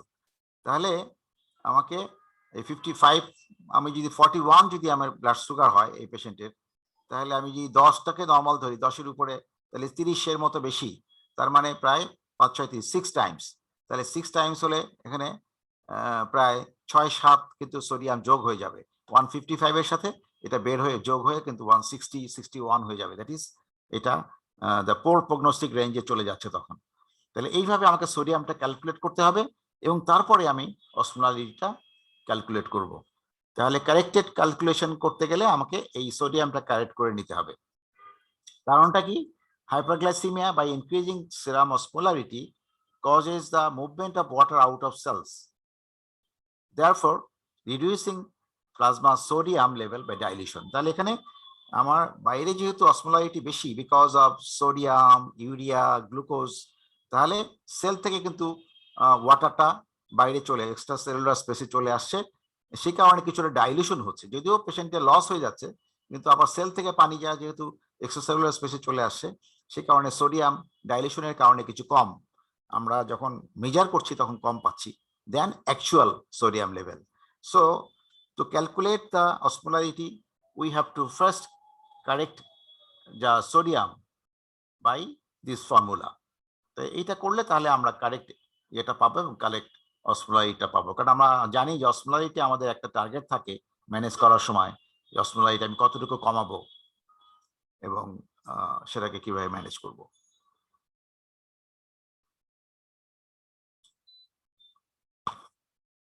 আচ্ছা, আমাদের এখন আরেকটা প্রবলেমে আসি আমরা। 45-year-old man, smoker, has got admitted in a CCU with an attack of ST-elevated MI, and his condition has been improving with treatment. On 3rd day of his illness, he developed a new chest pain, which is central, radiates to the shoulders and neck, and worsens on inspiration. So what is the likely diagnosis? Describe the expected physical sign which can confirm the diagnosis. How you can treat his pain. এখানে একটা problem, এই problem থেকে দেখা যাচ্ছে যে একটা সে ভালো ছিল, চেস্ট পেইন কমে গেছে, কিন্তু 3rd ডেতে তার আবার একটা পেইন আসলো এবং that is central, radiates to the shoulder and worsens on inspiration. So what is the diagnosis? কেউ রেসপন্ড করেন? আসসালামু আলাইকুম আসসালাম। স্যার, এটা most likely sir Dressler syndrome মনে হচ্ছে। Dressler syndrome. আচ্ছা, আর কেউ কিছু বলবেন? Pericarditis sir. Pericarditis, yes, thank you. আমরা এটা ড্রেসলার সিনড্রোম হয় সাধারণত আমরা জানি যে after 6 weeks, 4 to 6 weeks due to autoimmunity চিন্তা করা হয়, যে সেটা পেশেন্ট ভালো হয়ে গেল কিছুদিন পরে, কয়েক সপ্তাহ পরে যে যদি এরকম ডেভেলপ করে pericarditis and other inflammation, pleuritis আমরা জানি, তো সেক্ষেত্রে তখন কিন্তু আমরা তাকে ড্রেসলার সিনড্রোম ভাববো। কিন্তু এখানে 3rd day of his illness acute MI হয়েছে, এই এমআইয়ের পরে অনেক সময় দেখা যায় যে কারো কারো পেরিকার্ডাইটিস ডেভেলপ করে এবং that is occurs usually on the 2nd, 3rd day. তাহলে এই সময় একটা পেইন যদি এরকম পেশেন্ট আবার ফিল করে, অনেকটা ইসকেমিক পেইনের সাথে কিছু মেলে এবং কিছুটা মেলে না, যেমন এই যে ওরসেন্স অন ইন্সপিরেশন, ইন্সপিরেশনের সাথে যদি চেঞ্জ হয় তাহলে that indicates it is pericardial pain, not it is pain due to ischaemia. তাহলে ডায়াগনোসিস হলো এটা পেরিকার্ডাইটিস অ্যান্ড তার এক্সপেক্টেড ফিজিক্যাল সাইন ডেসক্রাইব করতে বলা হয়েছে এখানে। তাহলে সাইনটা আমরা পাবো যে পেরিকার্ডিয়াল রাব, এবং সেটা কিরকম হবে সেই ক্যারেক্টারটা আমাদের বলে দিতে হবে। এখানে কোশ্চেনে দেখতে হবে যে আমি কি চাচ্ছে। 2 নাম্বার কোশ্চেন, এখানে কিন্তু নাম্বারও আছে, তাহলে শুধু পেরিকার্ডিয়াল রাব বললে কিন্তু নাম্বার কম হবে। তাহলে এটা ডিটেলস বর্ণনা দিতে হবে, পেরিকার্ডিয়াল রাবটা কেমন শোনা যায়, কোথায় কিরকম পাওয়া যায় বলতে হবে। And next question, how you can treat his pain. আমি পেইনটা কি দিয়ে ট্রিট করব, এইটা একটু রেসপন্ড করেন। পেইন কি দিয়ে ট্রিট করবেন যিনি বললেন পেরিকার্ডাইটিস? স্যার এপ্রিন এখানে স্যার যেহেতু অ্যাকিউট মাইকোটাল ইনফ্রাকশন, এখানে স্যার স্টেরয়েড এবং এনএসআইডস contraindicated. So sir non steroidal যে অ্যান্টি অ্যানালজেসিক আছে এটা ইউজ করতে হবে, যেমন ট্রামাডল হাইড্রোক্লোরাইড। কারেক্ট। তাহলে আমরা অ্যান্সার পেয়ে গেলাম, আপনারা অ্যান্সার দিয়ে দিলেন। তো বেশিরভাগই অ্যান্সার দিতে পারছেন কারণ আপনারা পড়াশোনা করেছেন। তো পড়াশোনা করতে হবে এবং এগুলো এমফাসাইজ দিতে হবে এই ঠিকই কিছু জিনিসগুলোকে, যে আপনি যখনই পড়ছেন তখন এগুলো যদি একটু এমফাসাইজ দেন তাহলে কিন্তু এটা আপনার জন্য যেমন প্র্যাকটিক্যাল লাইফে হেল্পফুল, সিমিলারলি এই যে কিছু কিছু আমরা শর্ট অ্যান্সার কোশ্চেনে কিছু ছোটখাটো প্রবলেম থাকে সেগুলো কিন্তু আমরা অ্যান্সার ঠিক মতো করতে পারবো।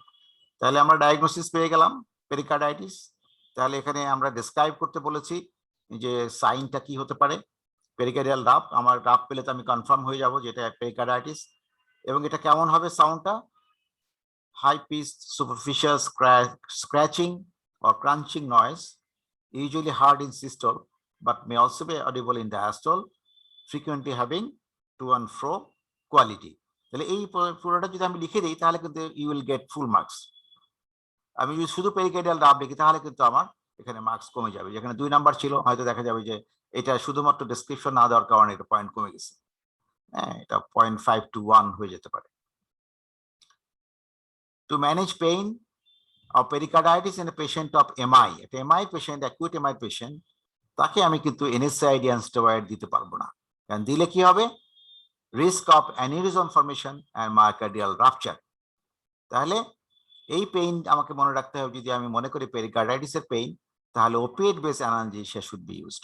তাহলে এই যে একটু ছোটখাটো জিনিস কিন্তু খুবই ইম্পর্টেন্ট, যে আমি তার একটা পেশেন্টের পেরিকার্ডাইটিস হয়েছে, ইউজুয়ালি আমরা NSAID দেই, অনেক সময় স্টেরয়েড দেই শর্ট কোর্স, যেটা কিন্তু এখানে দেওয়া যাবে না। তাহলে আমরা পড়াশোনার সময় একটু খেয়াল করে যদি আমরা পড়াশোনা করি, একটু খেয়াল করি, তাহলে কিন্তু আমার এই অ্যান্সার করা রিটেনে যেমন সহজ হবে। সিমিলারলি অনেক সময় এই ধরনের কোশ্চেন কিন্তু অস্পিতেও থাকে, অস্পিতে এবং অনেক সময় ভাইভাতেও তো জিজ্ঞেস করার স্কোপ আছে। ভাইভা যদিও এখন নাই, এখানে অন্যান্য যে ইন্টারঅ্যাক্টিভ ওরাল যদিও আমরা আছে, অন্য এমডিতে তো ভাইভা আছে, সেখানে আমাদের কিন্তু অনেক হেল্পফুল হবে।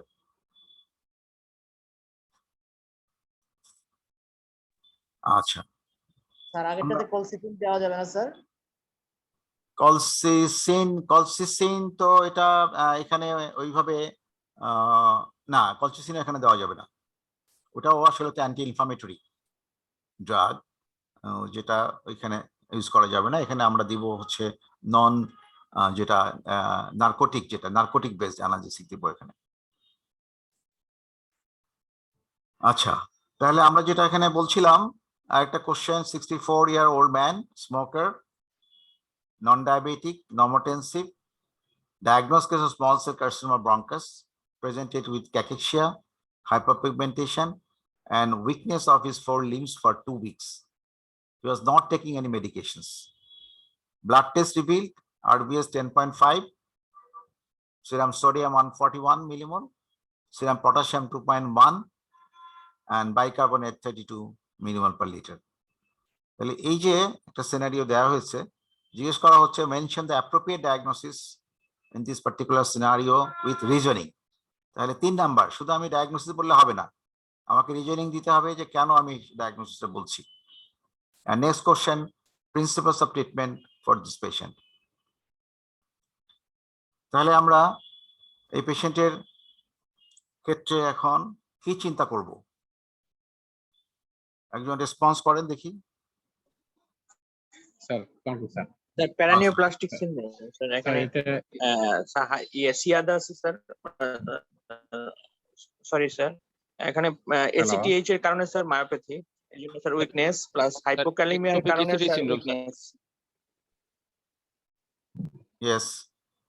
Hypokalemia কারণে and স্যার উইকনেস প্লাস হচ্ছে স্যার মানে ফিচার্স অফ প্যারানিওপ্লাস্টিক সিনড্রোম। এখানে স্যার এখানে প্যারানিওপ্লাস্টি তো অনেক কারণ আছে, তাই না? এসিটিএইচ এর কারণে স্যার, হ্যাঁ, তাহলে স্যার এটাকে আমরা এসিটিএইচ এর কারণে স্যার তাহলে ectopic ঠিক আছে, কারেক্ট। এখন যেটা হবে যে ডায়াগনোসিস হলো যে এটা একটোপিক এসিটিএইচ সিনড্রোম, ডায়াগনোসিস হয়ে গেল। এখন স্যার। রিজনিং দিতে হবে আমাদের যে এটা কেন হলো, ঠিক আছে? Sir, hyperpigmentation due to excess ACTH causing melanocyte stimulation and weakness due to sir Cushing syndrome, proximal weakness. তাহলে এখানে ঠিক আছে, কুশিং সিনড্রোম পেশেন্টের, এই যে কুশিং সিনড্রোমের জন্য myopathy that is aggravated by the hypokalaemia, Hypokalemia, yes. hypokalemia, and also hypokalemia also aggravated by the serum bicarbonate is বেশি দেখা যাচ্ছে, তাই না? Metabolic Yes, sir. alkalosis, তাহলে metabolic alkalosis also aggravates hypokalemia, এবং এখানে পেশেন্টের এখানে ব্লাড সুগারটা দেখা যাচ্ছে বেশি 10.5, তো একটু হাইপারগ্লাইসিমিয়া অর্থাৎ আছে। তাহলে এই যে কর্টিসল এক্সেস কিন্তু পেশেন্টের ক্যাকেক্সি, দিস ইজ দ্য এটা contrast between the classical Cushing syndrome and the ectopic ACTH syndrome. আমরা কুশিং সিনড্রোমে সাধারণত একটু পেশেন্টের ওবেস পাই, তার পেশেন্টের একটু ফেস টেস্ট যেগুলো আমরা মুন ফেস পাই, কিন্তু এখানে যদি বঙ্কোজেনিক কার্সিনোমা পেশেন্ট হয় তাহলে এই ধরনের পেশেন্টগুলো কিন্তু ক্যাকেক্সিয়া এবং হাইপার পিগমেন্টেশন এগুলো নিয়ে আমাদের কাছে প্রেজেন্ট করতে পারে। শর্ট হিস্ট্রি থাকে, শর্ট একটা হিস্ট্রি থাকে যেখানে পেশেন্টের ওই চেঞ্জগুলো হওয়ার সময় থাকে না, মুনিং অফ দ্য ফেস টেস্ট এগুলো হওয়ার সময় থাকে না, এক দু সপ্তাহের মধ্যে সাধারণত প্রেজেন্ট করে এরকম ফিচার নিয়ে। তো আমরা যদি এরকম পিকচার বায়োকেমিক্যাল পেয়ে যাই যে পেশেন্টের সুগারটা বেশি, তার হাইপোক্যালিমিয়া আছে এবং তার অ্যালকালোসিস আছে, তাহলে আমরা চিন্তা করব যেটা একটোপিক এসিটিএইচ সিনড্রোম।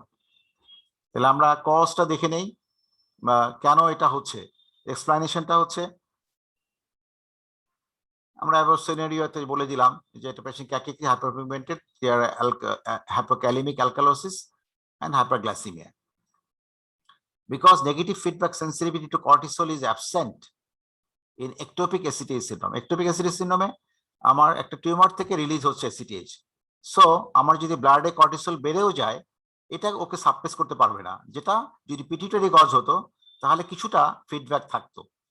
সেই কারণে higher levels of ACTH and cortisol in case of ectopic ACTH than the cause due to pituitary Cushing's disease. পিটিউটারিটা যদি কোনো টিউমারের কারণে হয়ে থাকে, মাইক্রো অ্যাডেনোমার জন্য হয়ে থাকে পিটিউটারি কজ, তাহলে কিন্তু that is to be a bit sensitive to cortisol, সে কিছুটা সাপ্রেসড হবে যখন প্লাজমা কর্টিসলটা বেড়ে যায়। কিন্তু এখানে আনঅপোজ সিক্রেশন হতে থাকে ফ্রম দ্য টিউমার, সে কারণে হাই লেভেলস অফ ACTH থাকে এবং কর্টিসল থাকে। So high ACTH will cause the pigmentation, and high cortisol level overcomes the capacity of 11 beta hydroxysteroid dehydrogenase 2 to inactivate cortisol in the kidney. আমরা জানি কিডনিতে যে এটা থাকে, এখানে অ্যালডোস্টেরন কাজ করে, মিনারেলোকর্টিকয়েড রিসেপ্টর থাকে যে কিডনির সেলগুলোতে। তাহলে এখানে কর্টিসলটা যেটা হয়, নর্মালি কর্টিসল যেটুকু থাকে ওখানে ওই সেলগুলোতে গেলে এই 11 বিটা হাইড্রোক্সিস্টেরয়েড ডিহাইড্রোজেনেসের মাধ্যমে কর্টিসলটা ইনঅ্যাক্টিভ কর্টিসনে চেঞ্জ হয়ে যায়, তখন ওই কর্টিসল আর মিনারেলোকর্টিকয়েড রিসেপ্টরের উপরে কাজ করতে পারে না। কিন্তু যদি এটা কনভার্সন না হয়, এটা স্যাচুরেটেড হয়ে যায়, ক্যাপাসিটির বেশি যদি কর্টিসল যায়, তখন কিন্তু এই কনভার্সন হবে না এবং কর্টিসলটা দেন অ্যাক্টস অন দ্য মিনারেলোকয়েড রিসেপ্টরস, এবং সেখানে তখন দেখা যাবে যে ওর অ্যালডোস্টেরনের মতো কাজ করবে, মিনারেলোকর্টিকয়েডের মতো কাজ করবে, that is retention of the sodium and excretion of the potassium. তাহলে কি হবে? হাইপোক্যালিমিয়া এবং হাইপোক্যালেমিক অ্যালকালোসিস এটা হবে because of high level of cortisol, and there is chance of hyperglycemia. So when the tumor is malignant, onset is usually rapid and associated with cachexia rather than the classical feature of Cushing syndrome. তাহলে অনেক সময় আমরা যদি ectopic ACTH সন্দেহ করি তাহলে হবে যে পেশেন্টের biochemical features that will guide us, not the clinical features. Patient একটা যদি এরকম আমাদের কাছে আসে যে তার উইকনেস নিয়ে আসে, মাসল উইকনেস, মায়োপ্যাথি বা এরকম ফিচার নিয়ে আসছে, এবং তখন আমরা কুশিং ফিচার পাচ্ছি না ক্লিনিক্যালি, কিন্তু বায়োকেমিক্যাল যদি আমি এরকম ফিচার পেয়ে যাই, হাইপোক্যালেমিয়া, তার অ্যালকালোসিস, তাহলে আমার ডায়াগনোসিস হবে এটা ectopic ACTH syndrome. Management localised যদি টিউমার হয়, আমরা যে লোকালাইজ করতে পারি যে এটা লোকালাইজড আছে লাঙে, এটা ম্যালিগন্যান্ট হোক আর বেনাইন হোক, তাহলে সার্জিক্যাল রিমুভাল হচ্ছে এটা করা যেতে পারে। কিন্তু যদি এটা এমন হয়ে থাকে যে না এটা অ্যাডভান্সড হয়ে গেছে, মেটাস্টেসিস হয়ে গেছে, ইনকিউরেবল ম্যালিগন্যান্সি, তখন তো আমাকে এইটা ট্রিট করতে হবে, কারণ তার কর্টিসল লেভেল বেশি, তার তো এখন হাইপোক্যালিমিয়া, মেটাবলিক অ্যালকালোসিস, মায়োপ্যাথি, তাহলে আমাকে মেডিকেল থেরাপি শর্ট পিরিয়ডের জন্য হলেও দিতে হবে। কারণ আমরা জানি মেডিকেল থেরাপিটা পার্মানেন্ট কিছু না, এটা for period, bridging period, before going for specific treatment like surgery, সে ধরনের অপশনে যাওয়ার আগে। তাহলে এখানে আমরা কি দিতে পারি মেডিকেল থেরাপিতে? গ্লুকোডিকয়েড সিনথেসিস ইনহিবিট করে এরকম ড্রাগ কিছু আছে, আমরা জানি মিটাইরাপন, কেটোকোনাজল, সেগুলো আমরা দিক করতে পারি, এবং dose is titrated against serum cortisol level or 24 urine free cortisol level. তাহলে আমি কতটুকু দিব ড্রাগ, সেটা নির্ভর করবে আমার এই কতটা আমি কর্টিসলকে ইনহিবিট করতে পারছি বাই গিভিং দ্য ডোজ। আর একটা অপশন হতে পারে যে বাইল্যাটারাল অ্যাড্রেনালেক্টমি, যেটা আমি ওষুধ দিয়ে পাচ্ছি না, কন্ট্রোল করতে পারছি না, সেসব ক্ষেত্রে অনেক সময় বাইল্যাটারাল অ্যাড্রেনালেক্টমি করলেও আমার এই যে মেটাবলিক ডিসঅ্যারেঞ্জমেন্ট যেটা হচ্ছে কিডনিতে, মিনারেল অ্যাক্টিভিটি, সেগুলো কিন্তু তখন আমি যেহেতু কর্টিসল এসিটিএইচ স্টিমুলেট করছে অ্যাড্রিনাল গ্ল্যান্ডকে, সেখান থেকে কর্টিসল রিলিজ হচ্ছে, তো সেক্ষেত্রে আমি এই ইয়েটা করতে পারবো, ইনহিবিট করতে পারবো, বাদ দিতে পারবো যদি আমি বাইল্যাটারাল অ্যাড্রেনালেক্টমি করি আর কি। সেক্ষেত্রে অবশ্যই বাইল্যাটারাল অ্যাড্রেনালেক্টমি হলে আমাকে রিপ্লেসমেন্ট স্টেরয়েড দিতে হবে।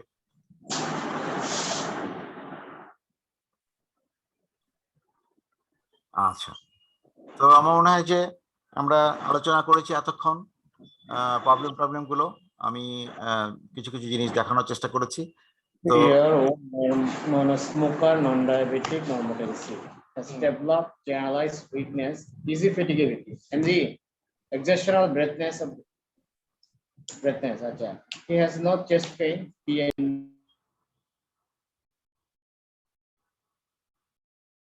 জসিমউদ্দিন পড়ছিলেন, যাই হোক এটা সাউন্ড অফ করে পড়লেই ভালো, কারণ অ্যান্সার করার সময় আপনি আবার মাইক্রোফোন অন করে কথা বলতে পারেন। তাহলে একজন পড়েই ফেলেছেন উনি প্রবলেমটা, যে easy fatigability, generalize weakness, exertional shortness of breath, এটা ডেভেলপ করেছেন পেশেন্টের ডায়াবেটিস এবং ব্লাড প্রেশার, নন স্মোকার, কিছুই নাই এগুলো, কিন্তু এলডারলি পার্সন। তার যদিও এক্সারশনাল শর্টনেস অফ ব্রেথ আছে, কিন্তু চেস্ট পেইন, পিএনডি, অর্থোপনি এগুলো নাই। আমরা ব্লাড রিপোর্টে দেখছি হিমোগ্লোবিন 8 গ্রাম, তাহলে এনিমিয়া আছে, তাহলে মোস্ট লাইকলি পেশেন্ট এনিমিয়ার জন্য সিমটম গুলো হচ্ছে। তার সাথে টোটাল কাউন্ট 3000, পলিগ্রাম 65% normal, platelet 140,000, a bit lower, MCV 118, একটু হায়ার তার এমসিভি দেখা যাচ্ছে। Reticulocyte count 1.5% is normal, creatinine normal, bilirubin 3 milligram একটু বেশি, তার এলটি 35 and LDH 700 একটু বেশি। তাহলে mention the most likely diagnosis with reasoning. এখন একটু রেসপন্ড করেন।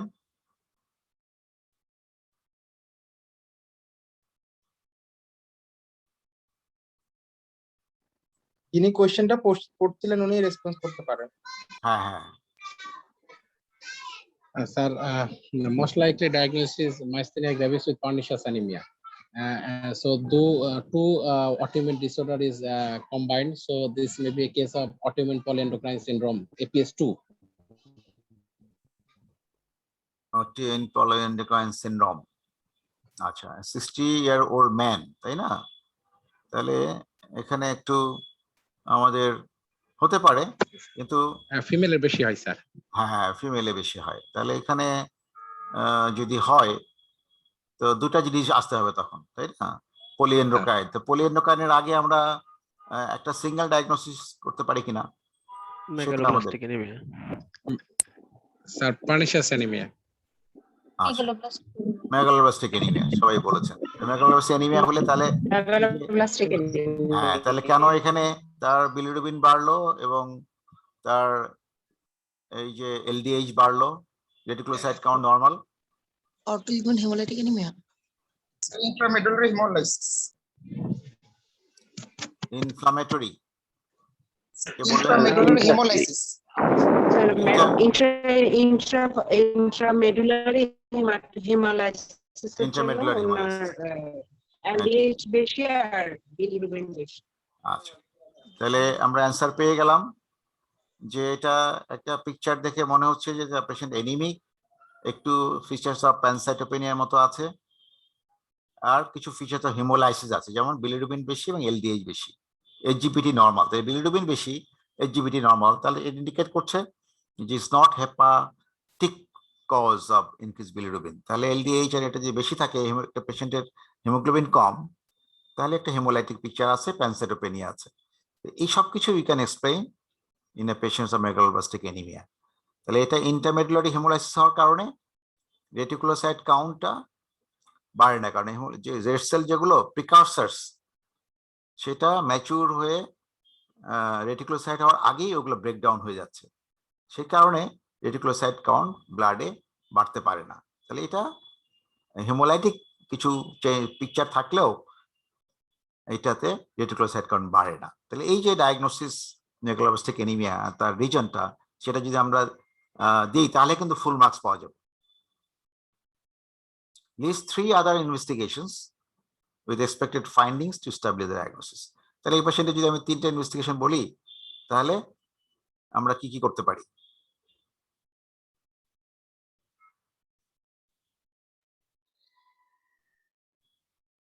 তাহলে vitamin B12 level, E2 and peripheral blood film, bone marrow. Right bone marrow study and sir right, আমরা যদি 3টা বলি তাহলে তো একটা পেরিফেরাল ব্লাড ফিল্ম দেখা উচিত এখানে, যেখানে ব্লাড ফিল্মে আমরা একটু ম্যাক্রোসাইটিক চেঞ্জ পাই কিনা, ম্যাক্রোসাইটিক অ্যানিমিয়া যেটাই বলি আর কি ব্লাড ফিল্মে, সেখানে মেগালয়েড আরবিসি এবং সেখানে হাইপার সেগমেন্টেড আমাদের নিউট্রোফিল, যেটা পাওয়া হাইপার সেগমেন্টেড নিউক্লিয়াস যেখানে থাকে, নিউট্রোফিল থাকে, সেগুলো পেতে পারি। আর আমরা যে B12 দেখি, ফলেট দেখি, তাহলে তো আমরা কজ পেয়ে গেলাম যে মেগালোব্লাস্টিক অ্যানিমিয়াটা কেন। এবং অনেক সময় আমরা আরেকটু কনফার্ম হওয়ার জন্য বোন ম্যারো আমাদের হেল্প করতে পারে। তাহলে 3টা ইনভেস্টিগেশন বললে এটা করলে, এবং সেখানে কি চেঞ্জ পেতে পারি আমরা, সেগুলো যদি আমরা বলতে পারি তাহলে আমাদের অ্যান্সার কিন্তু আমরা পুরো অ্যান্সার করে ফেলবো। তাহলে ডায়াগনোসিস মেগালোব্লাস্টিক অ্যানিমিয়া, তাহলে there is moderate anemia, raised MCV, pancytopenia, and features of hemolysis, raised bilirubin and LDH, but normal reticulocyte count. এখানে red cell precursors die within the marrow. There is hemolysis within the marrow called ineffective erythropoiesis that does not cause increase in reticulocyte despite fused hemolysis. তাহলে এই যে আমরা যে reasoning দিয়ে দিলাম তাহলে কিন্তু আমি পুরো নাম্বার পেয়ে যাব। আর ব্লাড ফিল্ম ডেফিনেটলি এখানে ম্যাক্রোসাইটোসিস, ফলিকুলোসাইটোসিস, রেড সেল ফ্র্যাগমেন্টেশন অনেক সময় পাওয়া যায়, fragments of red cell and neutrophil hypersegmentation. B12 and red cell folate আছে, কারণ আমরা জানি যে সিরাম ফলেট অ্যাসিড ভেরিয়েবল, এটা খুব একটা ইনফরমেটিভ না। রেড সেল ফলেট অ্যাসিড করা উচিত, যেটা আমরা বুঝতে পারি যদি ফলেট ডেফিসিয়েন্সি থাকে, আর সিরাম B12 অ্যাসিড করতে হবে। অনেক সময় যদি কনফিউশন থাকে যে না আমি এটাতে হয়তো অ্যাসে করে দেখলাম যে না এটা নর্মাল রেঞ্জের মধ্যে অনেক সময় থাকতে পারে, সেক্ষেত্রে আমাদের বোন ম্যারো করে আমি দেখবো যেখানে মেগালোব্লাস্টিক চেঞ্জ আছে কিনা, giant মেটামাইলোসাইট and there is dispersing megakaryocyte, সেগুলো পেতে পারি। তো মোটামুটি আমার প্রেজেন্টেশন আমি মোটামুটি শেষের দিকে চলে আসছি। আমার কিছু উদাহরণ দিয়ে দেখানো আর কি, যা আমরা কোন জায়গাটা এমফাসিস দিব এবং পড়াশোনার সময় আমরা কোন জায়গাগুলো একটু খেয়াল করার চেষ্টা করব, এটাই হচ্ছে। তো এখন আমি এখানে আর দু একটা কোশ্চেন আমি রেখেছি, যদি এটার অ্যান্সার তৈরি করি নাই। এখানে আমার গত টার্মে, গত পরীক্ষা যে একটা FCPS কোশ্চেন এখানে ছিল, তো সেখান থেকে আমি দু একটা কোশ্চেন এখানে রেখেছি জাস্ট আলোচনার জন্য। তো যারা পরীক্ষা দিয়েছেন তারা হয়তো মনে করতে পারেন এরকম একটা প্রবলেম ছিল এবার FCPS A.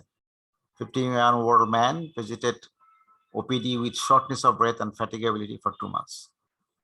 Diagnosed case of CKD taking CCB, a C inhibitor, and prazosin. His blood pressure was found to be 160/100. Lab report as follows. এখানে অনেক ইনফরমেশন থাকে, অনেক কিছু কিছু কোশ্চেন আছে, বিশেষ করে FCPS এ সাধারণত 3 নাম্বার ও 4 নাম্বার কোশ্চেন একটু বেশি ইনফরমেশন দেওয়া থাকে, এবং সেখান থেকে কিছু কি নেওয়া হয়, অ্যান্সার নেওয়া হয়, যে হয়তো 1 লাইনে বা 2 লাইনে অ্যান্সার হয়ে যেতে পারে, কিন্তু প্রবলেমটা বড়, মানে একটু পড়তে হবে, সময় দিয়ে একটু বুঝতে হবে যে সেখান থেকে আমরা আসলে কি চাচ্ছে অ্যান্সার। তাহলে এখানে অনেকগুলো প্রবলেম দেওয়া আছে, এবং এখানে ব্লাড রিপোর্টে দেখা যাচ্ছে হিমোগ্লোবিনটা কম, WBC নর্মাল ডিফারেন্সিয়ালস, ESR একটু higher, sodium a bit lower রেঞ্জে আছে। আচ্ছা, এখানে পটাশিয়ামটা বেশি, ক্লোরাইড অ্যান্ড কার্বন ডাইঅক্সাইডটা এটা একটু কমে গেছে, আমরা অ্যাসিডোসিসের কিছু পিকচার মনে হচ্ছে। And serum creatinine 8, it was 3.2 milligram per deciliter last month. Urine protein 4+. তাহলে এরকম একটা প্রবলেম দিয়ে বলা হচ্ছে immediate management for this particular condition, এবং নাম্বার হচ্ছে 4, and mention 4 factors you should consider to send him to a nephrologist. তাহলে এই যে এখানে 1 নাম্বার কোশ্চেনের মধ্যেই আমাকে মেইন অ্যান্সার দিতে হবে। তাহলে আমাকে এখানে প্রবলেমগুলো তো আমি দেখলাম যে এখানে তার ক্রিয়েটিনিনটা হঠাৎ করে বেড়ে গেছে, দ্যাট ইজ সাম কম্পোনেন্ট এখানে যেটা আছে, যেটা হয়তো তার AKI হচ্ছে, অ্যাকুট কিডনি ইনজুরি, তো সেই ফ্যাক্টরটা আইডেন্টিফাই করার চেষ্টা করতে হবে আমাদের। আর পেশেন্টের পটাশিয়ামটা অনেক বেশি, so you have to manage the hyperkalaemia first. তাহলে ইমিডিয়েট ম্যানেজমেন্টের মধ্যে হাইপারক্যালিমিয়া ম্যানেজ করতে হবে, পেশেন্টের একটু অ্যাসিডোসিস যদি থাকে তাহলে সেটাও খেয়াল করতে হবে, অ্যান্ড এই যে অ্যাকিউট ডিটেরিয়েশন হলো রেনাল ফাংশন, তাহলে সেটা অ্যাকিউট কম্পোনেন্ট কোনটা আছে AKI, সেটা আইডেন্টিফাই করার চেষ্টা করতে হবে, এবং পেশেন্টে এনিমিয়া আছে সেটা ট্রিট করতে হবে। তাহলে এখানে কিন্তু আমার পিকচার এখান থেকে বলে দিচ্ছে। এবং ব্লাড প্রেশার, এই যে ব্লাড প্রেশারটা বেশি আছে, it may be a factor that may cause AKI। যদি ব্লাড প্রেশারটা আমি ঠিকমতো কন্ট্রোল করতে পারি, তাহলেও হয়তো দেখা গেল যে এই যে trend of rapid increase of creatinine, এটা মেবি প্রিভেন্ট করা যেতে পারে। তাহলে এখানে প্রতিটা ফ্যাক্টরকে আমাকে দেখতে হবে, যে এই যে কম্পোনেন্ট অ্যাকিউট ম্যানেজমেন্টের মধ্যে পুরোটাই আমাকে কোনটা কোনটা এমফাসাইজ আমি দিব। তাহলে আমি যদি দেখি যে অ্যাকিউট AKI করতে পারে কোনো কিছু আছে কিনা, তাহলে এখানে ডায়াগনোস কেস অফ সিকেডি থেকে আছে। এটা যদি সিকেডি মাইল্ড বা মডারেট থেকে থাকে, কেন হঠাৎ করে এটা 8 মিলিগ্রাম হয়ে গেল? তাহলে কি কি ড্রাগ পাচ্ছে? CCB, C inhibitor, prazosin. তাহলে এগুলোর মধ্যে কোনোটা কি আমার কোনো প্রেসিপিটেট করতে পারে কিনা AKI? কেউ যদি অ্যান্সার করেন এখান থেকে। আসসালামু আলাইকুম স্যার। স্যার এসি ইনহিবিটর করতে পারে স্যার। হ্যাঁ, কিভাবে করতে পারে সেটা এক্সপ্লেইন করতে হবে। স্যার এটা হচ্ছে আমাদের তো কম্পেনসেটরি যে ভ্যাসোকনস্ট্রিকশন হয় ওটাকে প্রিভেন্ট করে, যেটা ইফারেন্ট আর্টেরিওলার ভ্যাসোকনস্ট্রিকশন। রাইট, হ্যাঁ, তাতে কি হবে? গ্ল্যান্ডুলার হাইড্রোস্ট্যাটিক প্রেসার কমে যাবে। স্যার কমে যাবে। হ্যাঁ, তাহলে এটা হচ্ছে যে SC ইনহিবিটর দিলে দ্যাট মে প্রেসিপিটেট AKI, তাই তো? তাহলে একটা জিনিস যদি মনে করি, কোন ক্ষেত্রে করবে এটা? সব ক্ষেত্রে তো করে না। কি প্রবলেম থাকলে করবে? যদি হাইপোভলিমিয়া কোনো কারণে যদি রেনাল আর্টারি স্টেনোসিস স্যার।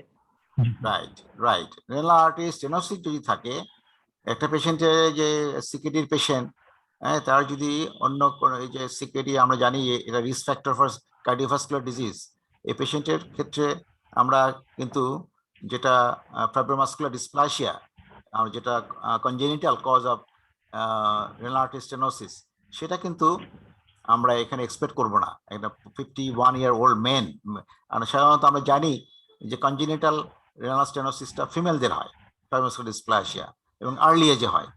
তাহলে এক্ষেত্রে যদি হয়ে থাকে তাহলে it could be due to atherosclerotic process. তাহলে অনেক সময় এদের অ্যাথেরোস্ক্লেরোসিসের কারণে বাইল্যাটারাল রেনাল আর্টারি স্টেনোসিসের মতো ফিচার কম্প্রোমাইজ থাকতে পারে রেনাল আর্টারি। একে আমি যদি এখানে এসি ইনহিবিটর দেই, তাহলে যেহেতু এটা আমার জানি যে এটা হচ্ছে efferent arteriole, not afferent. Efferent arteriolar vasodilation করার কারণে এই গ্লোমেরুলার প্রেশার কমে যায়। তো যেহেতু আবার রেনাল আর্টারি স্টেনোসিস যদি থাকে, তখন দেখা যাবে যে প্রেসিপিটাস ফল করতে পারে ইন জিএফআর, এবং সেই কারণে পেশেন্ট একেআই হয়ে যেতে পারে, ক্রিয়েটিনিনটা হঠাৎ করে বেড়ে যেতে পারে। তাহলে এই যে দেখলাম এখানে সিনারিওর মধ্যে দেওয়াই আছে যে লিখলাম প্রথম আমাকে চেঞ্জ করতে হবে, আমি এসি ইনহিবিটরটা অফ করব, উইথড্র করব। আচ্ছা, আর কি আছে? ব্লাড প্রেশার বেশি আছে, সো ব্লাড প্রেশারটা কন্ট্রোল করব। তাহলে এই যে অন্য ড্রাগ দিয়ে, তাহলে এসি ইনহিবিটর উইথড্র করে আমি সিসিবি, প্রাজোসিন বা অন্য কোনো ড্রাগ যেটা আমার রেনাল আর্টারি স্টেনোসিস থাকেও সেখানে হ্যাম্পার করবে না, সেটা দিয়ে আমি ব্লাড প্রেশার কন্ট্রোল করার চেষ্টা করব। আর কি করব আমি এখানে? তার পটাশিয়াম তো ম্যানেজ করলাম, হাইপারক্যালেমিয়ার জন্য যা যা ম্যানেজমেন্ট আমরা জানি সেটা করব। তার পটাশিয়াম রেস্ট্রিকশন থেকে শুরু করে সবকিছু। যদি না হয় আমরা জানি যে এখানে ডায়ালাইসিস পর্যন্ত যাওয়া লাগতে পারে টু ম্যানেজ পটাশিয়াম।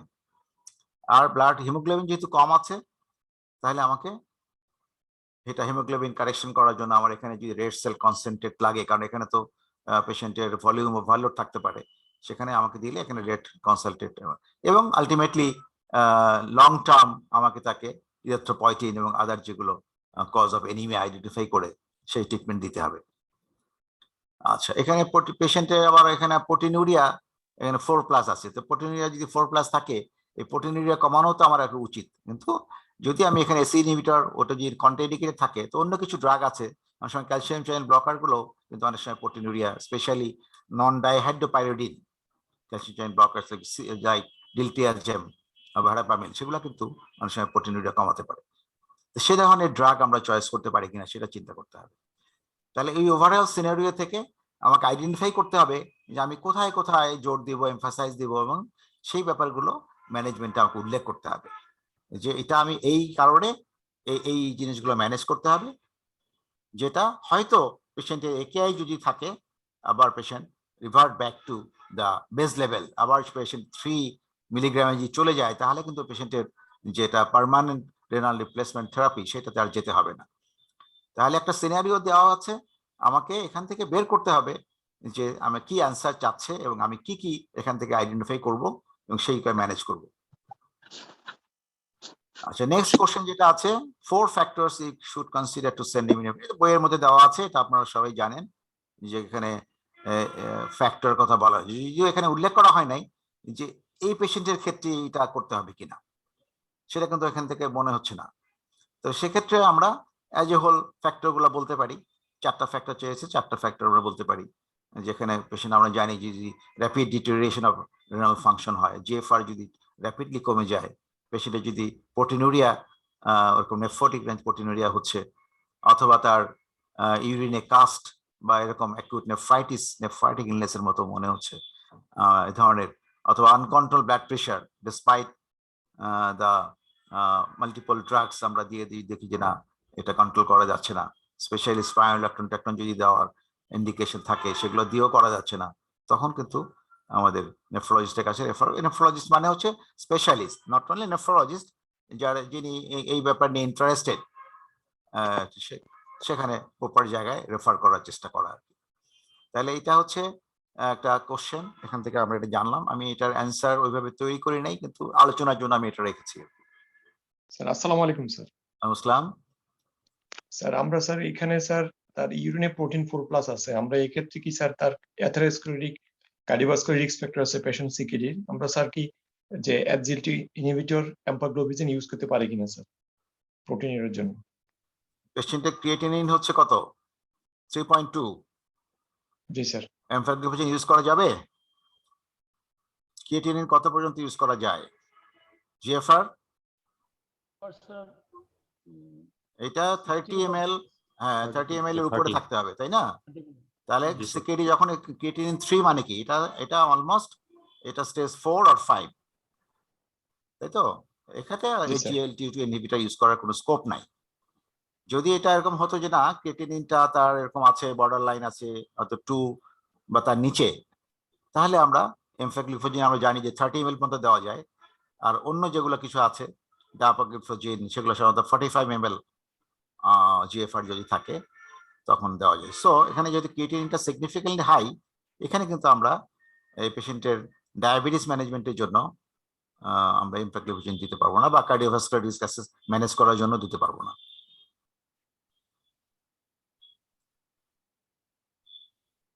তো আমি আর দু একটা কোশ্চেন দেখেছি একটু আলোচনার জন্য, যে আমরা আসলে এগুলোতে কি অ্যান্সার করতে পারি বা কিভাবে। এটাও একটা কোশ্চেন রিসেন্টলি পরীক্ষায় এসেছে, সেখান থেকে আমি একটু এখানে তুলে দিয়েছি। Women present with left lower motor neuron facial nerve palsy for 2 days. Further history revealed that she had painful red eye, pain and swelling of left ankle joint for 4 weeks. She also had dry cough for the same duration. She had a violaceous nodule over the nose. She was normotensive and non-diabetic. What is the most likely diagnosis? এখানে সিনারিওর মধ্যে কিন্তু বলেই দেওয়া আছে, অনেক কিছু বলে দেওয়া আছে যে ডায়াগনোসিসটা আসলে কি। Sir sarcoidosis. সার্কোইডোসিস, এখানে সার্কোইডোসিসের সবকিছুই হিস্ট্রি টিসি সুন্দর করে বলে দেওয়া আছে। তাহলে এটা একটু মোটামুটি এত ডিটেলস হয়তো নাও থাকতে পারে, যদিও হয়তো এখানে দেওয়া আছে, তো হয়তো অল্প দু একটা ক্লু থাকতে পারে। এটা মনে যে খুব বেশি অবভিয়াস হয়ে গেছে যে এখানে মিস করার আর কোনো কারো নাই। তাহলে ডায়াগনোসিস হলো sarcoidosis, important investigations with interpretations. তাহলে এখানে হচ্ছে আমাদের মেইনলি অ্যান্সার করার জায়গা, যে আমরা এইটার ইনভেস্টিগেশন সার্কোইডোসিস যাদের আমরা পড়াশোনা করা আছে তারা কিন্তু এটা অ্যান্সার খুব সুন্দরভাবে করতে পারবে, যে এখানে আমাদের কি কি করা উচিত, সিবিসিতে কি চেঞ্জ পেতে পারি আমরা, পেশেন্টের চেস্ট এক্সরেতে কি চেঞ্জ পেতে পারি, পেশেন্টের এখানে আমরা যে স্পেসিফিক আরো কিছু টেস্ট আমরা করি, এখানে ক্যালসিয়াম, পেশেন্টের অ্যাঞ্জিওটেনসিন কনভার্টিভ এনজাইম, এই যে জিনিসগুলো আমরা করে থাকি। পেশেন্টের কারো হয়তো আমরা বঙ্কোস্কোপি করতে পারি, কারো সিটি স্ক্যান করতে পারি। তাহলে এগুলো কি এক্সপেক্ট করি, কি ফাইন্ডিংস আমরা এই পেশেন্টের ক্ষেত্রে পাবো, সেগুলো কিন্তু আমাদের উল্লেখ করতে হবে। যদিও এখানে নাম্বারটা আছে 2 নাম্বার, এটা একটা ব্রড কোশ্চেনও হতে পারে, সেখানে কিন্তু আমাদের অনেক কিছু বলার আছে, বলতে পারি। যদি শর্ট কোশ্চেন হয় তাহলে আমাকে সেভাবে বলতে হবে। এখানে important investigation with some interpretation. Write down the treatment option, এখানে অপশনগুলো বলে দেওয়া আছে কি কি ট্রিটমেন্ট দেওয়া যেতে পারে 2 নাম্বারের মধ্যে। তাহলে আমরা জানি সার্কোইডোসিসে ট্রিটমেন্ট আমরা সাধারণত যদি কিছু সিভিয়ার ফিচার্স না থাকে, ট্রিটমেন্ট তেমন কিছু লাগে না, অবজারভেশনে এই পেশেন্ট অনেক সময় ইমপ্রুভ করে যায়। হয়তো যারা একটু কাশি টাশি আছে, পালমোনারি ইনভলভমেন্ট মিনিমাম, হয়তো হাইলার লিম্ফাডেনোপ্যাথি আছে, দেখা গেলো যে একটু অবজারভেশনে রাখলেই পেশেন্ট কিন্তু অনেক সময় ইমপ্রুভ করে যায়। তাহলে আমাদের কাকে ট্রিট করতে হবে সেই জিনিসগুলো আমাদের জানতে হবে এবং সেগুলো মেনশন করতে হবে, যে পেশেন্টের রেনাল ইনভলভমেন্ট আছে কিনা, তার ক্যালসিয়াম খুব বেশি হাই কিনা, অন্যান্য যে অথবা তার মাল্টিপল অর্গান ফেইলিওর ইনভলভমেন্ট আছে কিনা, লিভার ইনভলভমেন্ট, রেনাল ইনভলভমেন্ট এগুলো আছে কিনা, এসবের উপরে ট্রিটমেন্ট কিন্তু নির্ভর করে। তাহলে আমরা অপশনগুলো আমরা জানি, যেখানে একটা হচ্ছে অবজারভেশন জাস্ট পেশেন্টের, তারপরে হচ্ছে অনেক সময় ইমিউনোসাপ্রেসিভ ড্রাগ লাগলে আমরা স্টেরয়েড, কারো ক্ষেত্রে হয়তো আরো স্টেরয়েড ছাড়াও অন্য ইমিউনোসাপ্রেসিভ ড্রাগ আমরা জানি যেখানে প্রয়োজন হতে পারে। আর যদি কোনো কমপ্লিকেশন থাকে সেটা ম্যানেজ করা, যদি হাইপারক্যালসিমিয়া থাকে তাহলে সেটাকে ম্যানেজ করা জন্য আমাদের প্রয়োজন হতে পারে। তো আমার মনে হয় যে এখানে এই সিনারিওতে এর বেশি কিছু খুব একটা আলোচনার সুযোগ নাই। তো আমরা একটা নেক্সট একটু দেখি। আচ্ছা, এটা একটা কমন কন্ডিশন, এটাও এবারে একটা পরীক্ষার থেকেই নেওয়া কোশ্চেন থেকে। Girl, 19-year-old, generalized swelling of her body with scanty mutation 7 days. She has history of fever and polyarthralgia for 2 months. Urine examination shows proteinuria 3+, RBC 2+, and serum creatinine 1.7. So, এই scenario থেকে most likely diagnosis চাওয়া হয়েছে। Lupus nephritis. তাহলে একদম এখানেও এটা আমরা obvious picture, আমরা যারা একটু পেশেন্টেশন দেখি তাদের কাছে এটা প্রথমই একটা ডায়াগনোসিস যেটা আসবে সেটা হচ্ছে লুপাস।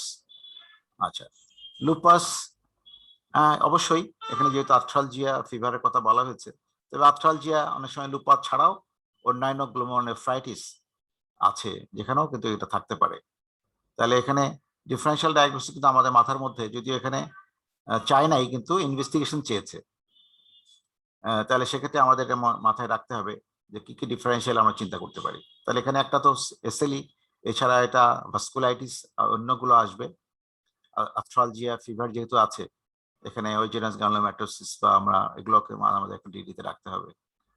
আর প্রাইমারি গ্লোমেরুলোনেফ্রাইটিস, যেটা অনেক সময় কিছু কিছু ক্ষেত্রে মেমব্রেন পলিফারেটিভ গ্লোমেরুলোনেফ্রাইটিস বা মেসেঞ্জার ক্যাপিলারি গ্লোমেরুলোনেফ্রাইটিস, সেগুলো কিন্তু এইভাবে প্রেজেন্ট করতে পারে।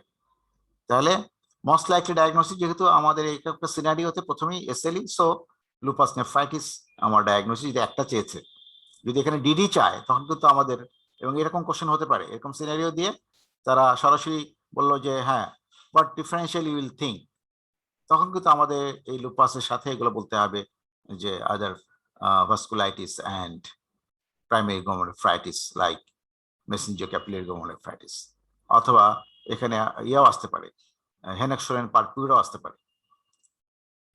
আচ্ছা, mention investigations with positive findings indicating your diagnosis.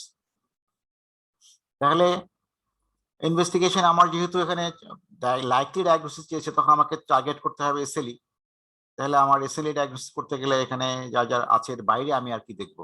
Definitely আমাকে এখানে ইউরিন প্রোটিনটা হয়তো আমি আর অ্যাসেস করতে পারি, এটা এসসিআর বলি বা অথবা total 24 hours total urinary protein বলি, সেগুলো করে আমি প্রোটিন ইউরি অ্যাসেস করবো। এবং ইউরিন এক্সামিনেশন আমি আরবিসির সাথে আরবিসি কাস্ট আছে কিনা সেগুলো দেখার চেষ্টা করব। আর তার ডায়াগনোসিসের জন্য আমার কিছু ইনভেস্টিগেশন অ্যানা অ্যান্ড অ্যান্টিডিএস ডিএনএ, তার সাথে যেহেতু একটু রেনাল ফেইলিওরের মতো আছে, সেইটা আমার কমপ্লিমেন্টগুলো দেখতে হবে, যে তার ইমিউন কমপ্লেক্স মেডিয়েটেড যে এগুলো হয় নেফ্রাইটিস, সেটা যেন কমপ্লিমেন্ট ফল করে C3 C4, এটা আমরা করবো। তাহলে এই যে ইনভেস্টিগেশনগুলো করব, এবং সেটা আমার ডায়াগনোসিসের জন্য কি ফাইন্ডিংস আমি পাই এক্সপেক্ট করি, সেটা কিন্তু এখানে আমার উল্লেখ করতে হবে। Outline the treatment of this patient. আচ্ছা, এর সাথে ইনভেস্টিগেশন বায়োপসি, হ্যাঁ অবশ্যই এখানে রেনাল বায়োপসি যদি আমার না করি তাহলে তো আমি স্টেজিং করতে পারবো না। যে সিগনিফিক্যান্ট প্রোটিনুরিয়া আছে, আরবিসি সিগনিফিক্যান্ট আছে, রেনাল ফাংশন একটু ইম্পেয়ার্ড, সো আমার দেখা উচিত যে আসলে এটা লুপাস নেফ্রাইটিস কোন ক্লাস। এটা ক্লাস 3-4 যদি হয় আমাকে একটু অ্যাগ্রেসিভ ট্রিটমেন্ট দিতে হবে। সো আউটলাইন দ্য ট্রিটমেন্ট যখন আমি বলবো তখন তো আমার এই জিনিসটা লাগবে, রেনাল বায়োপসি। তাহলে ট্রিটমেন্টের মধ্যে এটা ডিপেন্ড করবে আমার যে এটা কোন ক্লাস তার উপরে। তো সেখানে আমার যেটা হচ্ছে general treatment and specific treatment. Specific ট্রিটমেন্টটা ডেফিনেটলি যদি আমার ক্লাস 3-4 হয় তাহলে আমাকে সাইক্লোফসফামাইড পালস আমরা যেটা দিয়ে থাকি, সেক্ষেত্রে সেটা আমরা শুরু করতে পারি, এবং ফলোড বাই মেইনটেনেন্স বাই অ্যাজোথায়াপিন, অথবা যেগুলো পেশেন্টের এখন এটা অ্যাভেলেবিলিটি অ্যান্ড ক্যাপাবিলিটি অফ পেশেন্টের উপর নির্ভর করে। আমরা জানি যে এখন ড্রাগ অফ চয়েস হচ্ছে মাইক্রোফিলারিন মফেটিল, অনেক সময় এটা কস্টলি, অনেক পেশেন্ট অ্যাফোর্ড করতে পারে না, সেক্ষেত্রে কিন্তু আমরা ট্রিটমেন্টে ওটাই আমাদের ক্ষেত্রে এখনো আমরা সাইক্লোফসফামাইড পালস এবং ফলোড বাই মেইনটেনেন্স অ্যাজাথায়োপ্রিন, অ্যান্ড সেক্ষেত্রে হয়তো অনেকে মাইক্রোফিলারিন মফেটিলও বলতে পারে, যেটা মেইনটেনেন্সের জন্য আমরা ইউজ করব।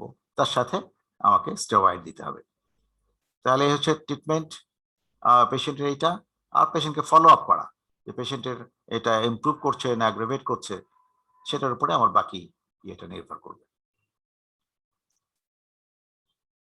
তো আমার মনে হয় যে আমরা লং কোশ্চেন মোটামুটি কি বলে শর্ট কোশ্চেন এগুলো প্রবলেম নিয়ে আলোচনা করেছি।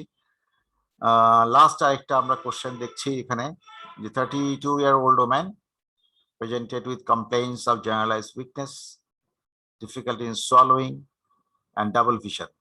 Muscle tone, power, all reflexes were diminished. Her plantar was equivocal on both sides. checklist of clinical information to evaluate her.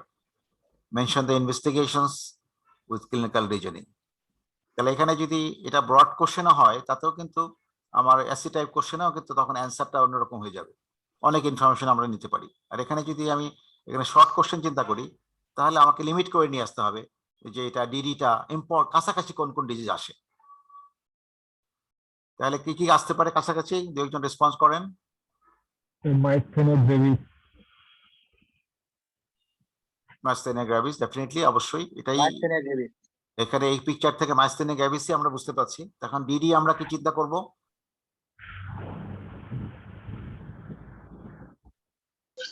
Hypokalemia হতে পারে hypokalaemia, Lambert Eaton syndrome, sir Guillain Barre syndrome, GBS আসতে পারে sir. GBS আসবে যেহেতু এখানে duration বলেনি, তাই না? তাহলে এই জিনিসগুলো আমাদের মাথার মধ্যে রাখতে হবে। প্রথমে হচ্ছে মাইস্থেনিয়া, তারপরে হচ্ছে এটা অনেক সময় অন্য মায়োপ্যাথি গুলো একটা ডিডিতে আসতে পারে। মায়োপ্যাথি আসতে পারে স্যার। অকুলোফারেঞ্জিয়াল মায়োপ্যাথি। এখানে সিআইডিপি কি আসবে স্যার? সিআইডিপি এখন এখানে তো ডিউরেশন বলা নেই যেহেতু, সেক্ষেত্রে সিআইডিপি না হয়ে বরং আমরা এটাকে জিবিএসই আমরা রাখবো আর কি এখানে ডিডিতে। তাহলে এই যে 3-4টা ডিজিজ এমএনডি আসতে পারে স্যার। এমএনডি তে এখানে এখানে তো ইয়ে করেছে, তাহলে এখানে অল রিফ্লেক্সেস আর ডিমিনিশড, মাসল টোল ডিমিনিশড। এখন এটা প্লান্টার ইকুইভোকাল, সো এটা নিউরোলজিক্যাল ইয়ে আসলেও বরং এখানে পিকচারটা কিন্তু এর মতো নিউরোপ্যাথির মতো। তো নিউরোপ্যাথি হলে আমরা তো জিবিএসটাকে রাখবো এখানে। যদি এটা আমরা অন্য কিছু এখানে পেতাম, এমএনডি তো অন্য কিছু নাই এখানে, রিফ্লেক্স কিছু কিছু ক্ষেত্রে হাইপার রিফ্লেক্সিয়া, যদি এটা মায়োট্রফিক হয় তাহলে সেক্ষেত্রে দেখা যাবে হয়তো আমরা প্লান্টার এক্সটেনসর পাচ্ছি। তো সেরকম ফিচার যেহেতু নাই এখানে, বরং আমরা পেরিফেরাল নিউরোপ্যাথির মধ্যেই থাকতে চাই। তাহলে মাইস্থেনিয়া, মায়োপ্যাথি এন্ড স্যার মাইস্থেনিয়াতে কি স্যার রিফ্লেক্স ডিমিনিশড হবে স্যার? এখন যদি একটু পেশেন্টের ইয়ে হয়, যখন মাসেল অ্যাক্টিভিটি যখন ডিমিনিশ থাকে, কিছুটা ডিমিনিশড হতে পারে, মানে একদম আমরা টিপিক্যালি এক্সপেক্ট করি না, কিন্তু কিছু কিছু ক্ষেত্রে যখন মাসেল ফ্যাটিক থাকে তখন there may be decrease in reflexes. সেই কারণেই এখানে ডিমিনিশ বলা হয়েছে। প্লান্টার ইকুইভোকাল মানে ওই ফেজে যখন সে মাইস্থেনিক একটা ক্রাইসিসের মধ্যে থাকে তখন এরকম ডিমিনিশ হতে পারে। আসসালামু আলাইকুম এটা ফার্স্ট ডিজি কি স্যার জিবিএস বলবো নাকি মাইস্থেনিয়া? এখানে মাইস্থেনিয়া গ্র্যাভিসটাই আমাদের রাখতে হবে, কারণ তার weakness, difficulty in swallowing and double vision. Double ভিশনটা আমরা কিন্তু জিবিএস এ প্রথমেই চিন্তা করবো না। জিবিএস এ সাধারণত আমরা যদি ক্যারিয়ান নার্ভ ইনভলভমেন্ট হয় আমরা জানি ফেশিয়াল নার্ভ হতে পারে, bilateral facial nerve palsy, Miller Fisher variant যেটা মিলার ফিশার ভ্যারিয়েন্ট সেটা আসতে পারে। ওই জন্য তো আমরা ডিডি তে রাখবো জিবিএস। স্যার হাইপোক্যালেমিয়াতে স্যার রিফ্লেক্স স্যার কি ডিমিনিশড হতে পারে স্যার? হাইপোক্যালেমিয়া তো হতে পারে, যখন হাইপোক্যালেমিয়া বেশি থাকে মাসল উইকনেস এর মতোই হয়ে যায় তখন কিন্তু there may be decrease in reflexes. Sir sarcoidosis আসতে পারে ফিমেল পেশেন্ট। কোনটা? সার্কোইডোসিস। সার্কোইডোসিসে এখন ডাবল ভিশন আছে, ক্রানিয়াল নার্ভ আছে স্যার, ইনভলভমেন্ট আছে, কিন্তু পেশেন্টের অল রিফ্লেক্সেস আর ডিমিনিশড। এরকম পেরিফেরাল নিউরোপ্যাথি সার্কোইডোসিসে যদিও হতে পারে, কিন্তু সার্কোইডোসিসে আদার পিকচার গুলো নাই। সেই কারণে শুধুমাত্র নিউরোলজিক্যাল ইনভলভমেন্ট নিয়ে সার্কোইডোসিস এখানে আসবে না, প্রথমে আসবে না, এটা ওই রিমোট। এই জন্য তো আমরা বললাম যে যখনই আমি একটা প্রবলেম দেখবো তখন কাছাকাছি কোন কোন ডিজিজ যায় আর ঘুরে ফিরে আসতে পারে সেগুলো আমার পরে আসবে। এই যে আদার পসিবিলিটি, আমি হয়তো এখানে যে বললাম 3-4টা ডিডি, এই 3-4টা ডিডি আমাকে প্রথমে রাখতে হবে, তারপরে অন্যান্যগুলো চিন্তা করতে পারি আমি, হ্যাঁ সার্কোইডোসিস এখানে আসতে পারে, বা অন্য যেগুলো সিআইডিপি যেমন বলা হলো সেগুলো হয়তো এখানে আসতে পারে। আর কিন্তু সিআইডিপি যদি হয় তাহলে সেক্ষেত্রে তো এই ক্যানিয়ান অফ ইনভলভমেন্টও ইউজুয়ালি সাধারণত আমরা এক্সপেক্ট করি না। তাহলে এই যে একটা পেলাম আমরা, এখন ইনফরমেশন গুলো সেভাবে একটা চেকলিস্ট করতে হবে আমাকে ওইভাবে, যে আর কি কি আমরা দেখবো যদি এর মাইস্থেনিয়া হয় আর কি কি থাকতে পারে, সে সিমিলারলি মায়োপ্যাথিতে আর কি কি থাকতে পারে এবং কোনটা থাকবে না, এবং আমি ইনভেস্টিগেশন এখন কি করব ইনভেস্টিগেশনে তো ডেফিনেটলি মাইস্থানিয়া টার্গেট করে আমি কিছু করব, আর তার ইলেকট্রোলাইট এটা কেমন আছে এবং তার এগুলো নিউরোপ্যাথি যদি মাথায় রেখে আমি করি, জিবিএস মাথায় রেখে, তাহলে কিছু ইনভেস্টিগেশন। তাহলে আমার ডিডির উপরে নির্ভর করছে যে আমি কি ইনভেস্টিগেশন করব এবং কি দেখতে চাই। আচ্ছা, এখন আমি কিছু শর্ট কোশ্চেন এখানে নোট করেছি, এটা আসলে ঠিক অ্যান্সার না। যে এখানে এমডি তে সাধারণত এরকম কোশ্চেন, এমডি ফেজ বি তে বা কি বলে এটাকে ফেজ এতে যে আমাদের অ্যালাইড পরীক্ষা থাকে, মেডিসিনের অ্যালাইড, সেখানে কিন্তু এই ধরনের প্রবলেমগুলো থাকে, শর্ট অ্যান্সার কোশ্চেন থাকে, এবং সেখানে 10টা করে গ্রুপ এ, গ্রুপ বি 20টা, সবই 5 নাম্বার করে। তো সেখানে এখানেও শর্ট অ্যান্সার গুলো ওইভাবে ডিটেইলস হতে দেওয়া থাকে না এফসিপিএস এর মতো, একটু প্রবলেম ওরিয়েন্টেড কম থাকে। তাহলে এরকম হতে পারে যে evaluate a case of recurrent haemoptysis with normal chest X-ray, এরকম একটা প্রবলেম থাকলো। How will evaluate 60-year-old woman presented with dementia, মানে একটা স্পেসিফিক পয়েন্টের উপরেই হয়তো থাকে। এখানেও আমাকে কিন্তু খেয়াল করতে হবে যে কি চাওয়া হচ্ছে। ইভ্যালুয়েট এ কেস, যে ইভ্যালুয়েট বলে তাহলে তো হিস্ট্রি এখানে ক্লিনিক্যালি কিন্তু বলে নাই, তাহলে এখানে ক্লিনিক্যালি যদি না বলে তাহলে ক্লিনিক্যাল ইভ্যালুয়েশনও লাগবে এবং কিছু হয়তো ইনভেস্টিগেশনও লাগবে। তাহলে আমি অ্যান্সারটা কি করব? আমরা সবাই জানি যেখানে কি কি কন্ডিশন গুলো আসতে পারে যে রিকারেন্ট হিমোপ্টাইসিস হয়, নর্মাল চেস্ট এক্স-রে থাকে। ডেফিনেটলি এখন আমাকে এন্ডোব্রঙ্কিয়াল কিছু, সেটা টিউমার হতে পারে, এটা টিবি হতে পারে, এন্ডোব্রঙ্কিয়াল লেশন যদি থেকেও থাকে, অথবা নন স্পেসিফিক, যেমন একটা কনিক ব্রঙ্কাইটিস আছে, একজনের হয়তো ব্রঙ্কিয়েক্টাসিস আছে, যেটা হয়তো ড্রাই ব্রঙ্কিয়েক্টাসিস, যেটা আমরা এক্সরেতে অনেক সময় মিস করি আর কি, ফাইন্ডিংস পাওয়া যায় না এক্সরেতে। তাহলে সে ধরনের কন্ডিশন। তাছাড়াও অনেক সময় পেশেন্টের যদি থাকে ব্লিডিং ডায়াথিসিস থাকে, তাদের ক্ষেত্রেও কিন্তু আমি এক্সরেতে কিছু না পেয়ে পেশেন্টের স্পুটাম ব্লিডিং হতে পারে, অথবা এই ধরনের কোনো ড্রাগ খাচ্ছে কিনা। তাহলে অনেক কিছুই হিস্ট্রিতে আমাদের নেওয়া আছে, যেখানে তার যে নর্মাল চেস্ট থাকে, তাহলে সেই কন্ডিশনগুলো তার আছে কিনা। তারপরে ইনভেস্টিগেশন কিন্তু আমাকে করতে হবে এখানে, তাই না? যেহেতু এখানে ইভ্যালুয়েট বলা হয়নি, ক্লিনিক্যালি বলা হয়নি। যদি ক্লিনিক্যাল বলা থাকে তাহলে আমি কি ক্লিনিক্যাল পর্যন্ত নিলেই চলবে। তাহলে সেরকম ভাবে আরেকটা প্রবলেম যদি আমরা দেখি, ডিমেনশিয়া, এই যে 60-year-old ম্যান ইভ্যালুয়েট, এখানেও কিন্তু ক্লিনিক্যাল ইভ্যালুয়েশন বলা হয়নি। তাহলে আমাকে ক্লিনিক্যাল ইনফরমেশন প্লাস ইনভেস্টিগেশনে আমাকে কিছু দেখতে হবে। তাহলে একটা পেশেন্টের dementia in 60-year-old man woman যদি হয়, আমি কিন্তু প্রথমে আমাদের কিন্তু রিভার্সিবল ডিমেনশিয়া এগুলো চিন্তা করতে হবে, যে তার রিভার্সিবল ডিমেনশিয়া বলতে আমরা যে বলি hypothyroidism, vitamin B12 deficiency, vitamin B1 deficiency, তার পেশেন্টের অ্যালকোহলিক যদি হয়ে থাকে, তাদের ক্ষেত্রেও অনেক সময় B1 ডেফিসিয়েন্সি এই ধরনের ফিচারগুলো থাকতে পারে। তাহলে এই যে ইনফেক্টিভ কিছু কজ আছে, যেটা আমরা জানি অনেক সময় সিফিলিটিক কজ, সিফিলিস যদি হয়ে থাকে, সে ধরনের ডায়াগনোসিস, যদি এখন এটা রেয়ার, কিন্তু ইট ইজ ডায়াগনোসিস করে ট্রিটমেন্ট দিলে অনেক সময় অনেকটাই রিভার্সিবল। তাহলে আমাদের এই যে সাধারণত রিভার্সিবল ডিমেনশিয়া, সেগুলো আগে চিন্তা করতে হবে। এরপরে যে আসল কজ অফ ডিমেনশিয়া, অনেক সময় আজকাল অ্যালজাইমার্স যেটা আর্লি হচ্ছে সেটা কিনা, অথবা ভাস্কুলার ডিমেনশিয়া কিনা, তার সিভিডি রিস্ক ফ্যাক্টর আছে কিনা, ডায়াবেটিক কিনা, অনেক কিছু কিন্তু আমরা এখানে ক্লিনিক্যালি ইভ্যালুয়েট করব। এবং তার সাথে কিছু ইনভেস্টিগেশন যদি আমি করতে চাই, তাহলে এখানে তো আমাকে ওই যে বললাম যে রিভার্সিবল ডিমেনশিয়ার কজগুলো দেখা, সেই লাইনে ইনভেস্টিগেট করব। এবং আমরা সিএনএস এর হয়তো কিছু ইমেজিং করে দেখতে পারি যে এখানে কোনো স্ট্রাকচারাল কিছু আছে কিনা, অথবা এটা অ্যালজাইমার্স কিনা। অ্যালজাইমার্স হলে তো আমরা তো অনেক সময় যেটা ডায়াগনোসিস সেটা তো করতে পারি না, টিস্যু ডায়াগনোসিস বা আদার কিছুই, অনেক সময় যে স্পেশাল কিছু টেস্টে আছে সেগুলো হয়তো করা যেতে পারে। তো এইভাবে আমরা ডায়াগনোসিস দিকে যাব, ইভ্যালুয়েট করা। আচ্ছা, evaluate and manage case of anaemia and CKD, এটা আমরা সবাই জানি মোটামুটি, এটা কমন কোশ্চেন। ইভ্যালুয়েশনে ডেফিনেটলি সিকেডির জন্য যদি হয় তাহলে নর্মোসাইটিক নর্মোকমিক এনিমিয়া হওয়ার কথা।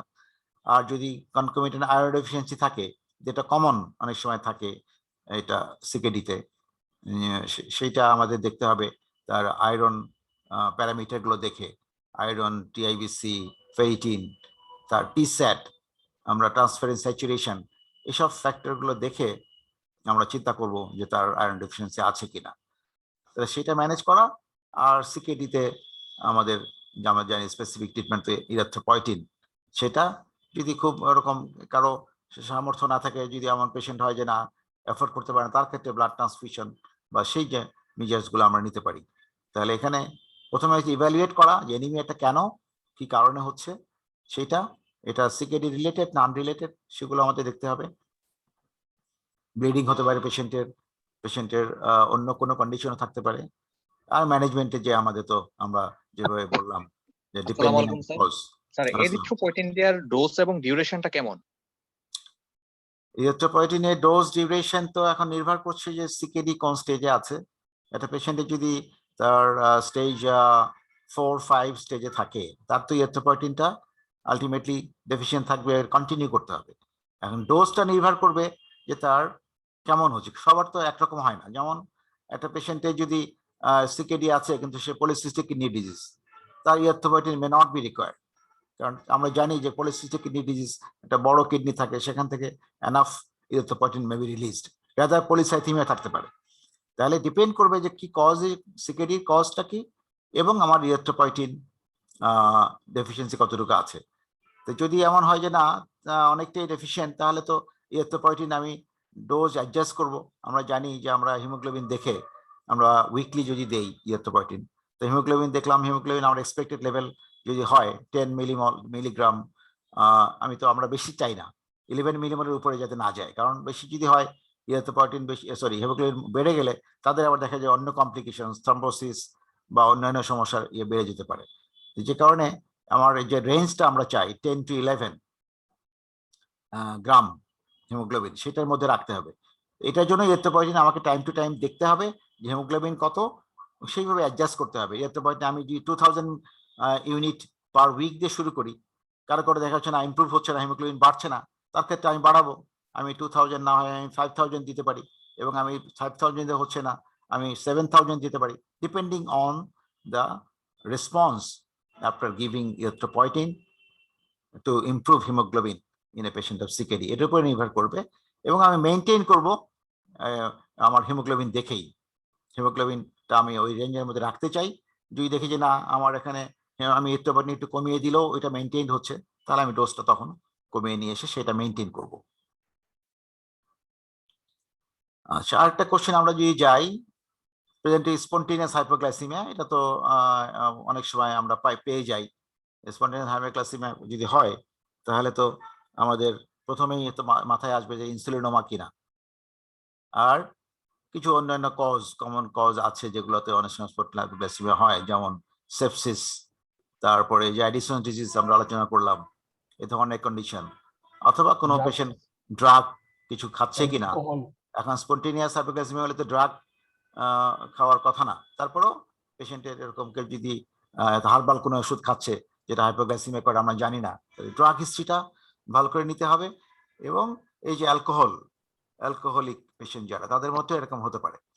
তাহলে এই ফ্যাক্টরগুলো আমাদের হিস্ট্রি নিয়ে বের করার চেষ্টা করতে হবে। এবং এখানে ইভ্যালুয়েটে যেহেতু ক্লিনিক্যালি বলা হয়নি, এখানেও আমাদের ইনভেস্টিগেশনে যেতে হবে যে পেশেন্টের আমরা জানি তো যে এখানে ইনসুলিন লেভেল বেড়ে যাচ্ছে কিনা, সি পেপটাইড বাড়ছে কিনা, তো এগুলো দেখে আমাদের যেতে হবে যে হ্যাঁ নেক্সট আমরা ইনসুলিনোমা আছে কিনা, সেটার জন্য আমাদের আরো স্পেসিফিক টেস্ট ইমেজিং বা সেগুলোতে আমরা যাবো কিনা।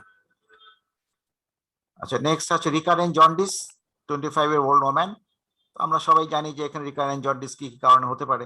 এটা আমরা জন্ডিসের কজ যে pre hepatic, hepatic, post hepatic, আমরা এইভাবেও চিন্তা করতে পারি। প্রি হেপাটিক যদি হয়ে থাকে তাহলে হেমোলাইটিক অ্যানিমিয়া কিনা। এটা রিকারেন্ট জন্ডিস অনেক সময় হেমোলাইটিক অ্যানিমিয়া ফ্লাকচুয়েট করে, অনেক সময় প্রেসিপিটেটিং ইনফেকশন বা ধরনের ক্ষেত্রে। আর হেপাটিককে আমরা জানি যদি কজের মধ্যে আমরা জানি গিলবার্ট সিনড্রোম, যেখানে যেটা হয় এনজাইম ডেফিসিয়েন্সি থাকে, সেখানেও ফ্লাকচুয়েটিং জন্ডিস হতে পারে এবং প্রেসিপিটেটিং ইলনেসের সাথে সাথে এটা করতে পারে। Wilson disease. আর পেশেন্টে যদি আদার হেপাটিক কজ থাকে, অনেক সময় এটা ফিমেল পেশেন্ট যেহেতু ওমেন 25 years old, তাহলে তার রিকারেন্ট জন্ডিস, অটোইমিউন কন্ডিশনস, সেগুলো আমাদের মাথায় রাখতে হবে। হেপাটাইটিস, প্রাইমারি biliary সিরোসিস, সেগুলো আমাদের কিন্তু এগুলো চিন্তা করতে হবে। উইলসন ডিজিজ আসবে। উইলসন ডিজিজ তো রিকারেন্ট জন্ডিস হতে পারে এবং এটা তো ফিমেল মেল যে কারোরই হতে পারে। তাহলে এই যে রিকারেন্ট জন্ডিসের কজগুলো, অথবা কোনো ড্রাগ পেশেন্ট খাচ্ছে কিনা কোনো ড্রাগের জন্য, সেগুলো আমাদের হার্বাল মেডিকেশনস অনেক সময় রোগীরা খায়, হ্যাঁ, সেগুলো আমাদের কিন্তু হিস্ট্রিতে এটা বের করার চেষ্টা করতে হবে।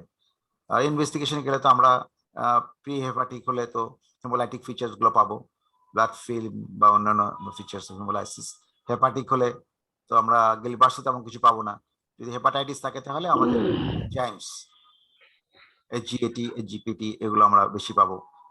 যদি এটা প্রাইমারি biliary cirrhosis হয়, অনেক সময় সেখানেও জন্ডিস হতে পারে। There will be high alkaline phosphatase and other features of autoimmune liver disease. তাহলে ইনভেস্টিগেশন এখানে অ্যাপ্রোচে বলা হচ্ছে রিকারেন্ট জন্ডিস, তাহলে অ্যাপ্রোচ হলো ক্লিনিক্যাল অ্যাপ্রোচ, দেন ইনভেস্টিগেশন। কি পয়েন্টস, যেহেতু 5 নম্বরের কোশ্চেন, এখানে লিখলে তো অনেক কিছুই লেখা যায়, কিন্তু আমাকে অ্যান্সারটাকে তো ওইভাবে করতে হবে। আমি যে বোকার মতো একটা কোশ্চেনে খুব ভালো করে লিখলাম, কয়েক পাতা লিখলাম, বাকিগুলো আমি ভালো লিখলাম না, তাহলে কিন্তু হলো না। কারণ আমার নাম্বার তো 5-এর বেশি কেউ আমাকে দেওয়ার কোনো স্কোপ নাই। খুব ভালো লিখলে হয়তো তারপরও 4, ম্যাক্সিমাম 4 দেওয়া যেতে পারে। এর উপরে কিন্তু একটা কোশ্চেন ভালো লিখে লাভ নেই। এই জন্য আমরা যখন অ্যান্সার করব, চেষ্টা করব যে আমরা টাইম মেনটেন করার জন্য, যেন আমি এটার জন্য এই টাইমটাই ফিক্স করব, এবং আমি এইটুকু মেইন ইনফরমেশন গুলো আমি দিয়ে যাবো এখানে।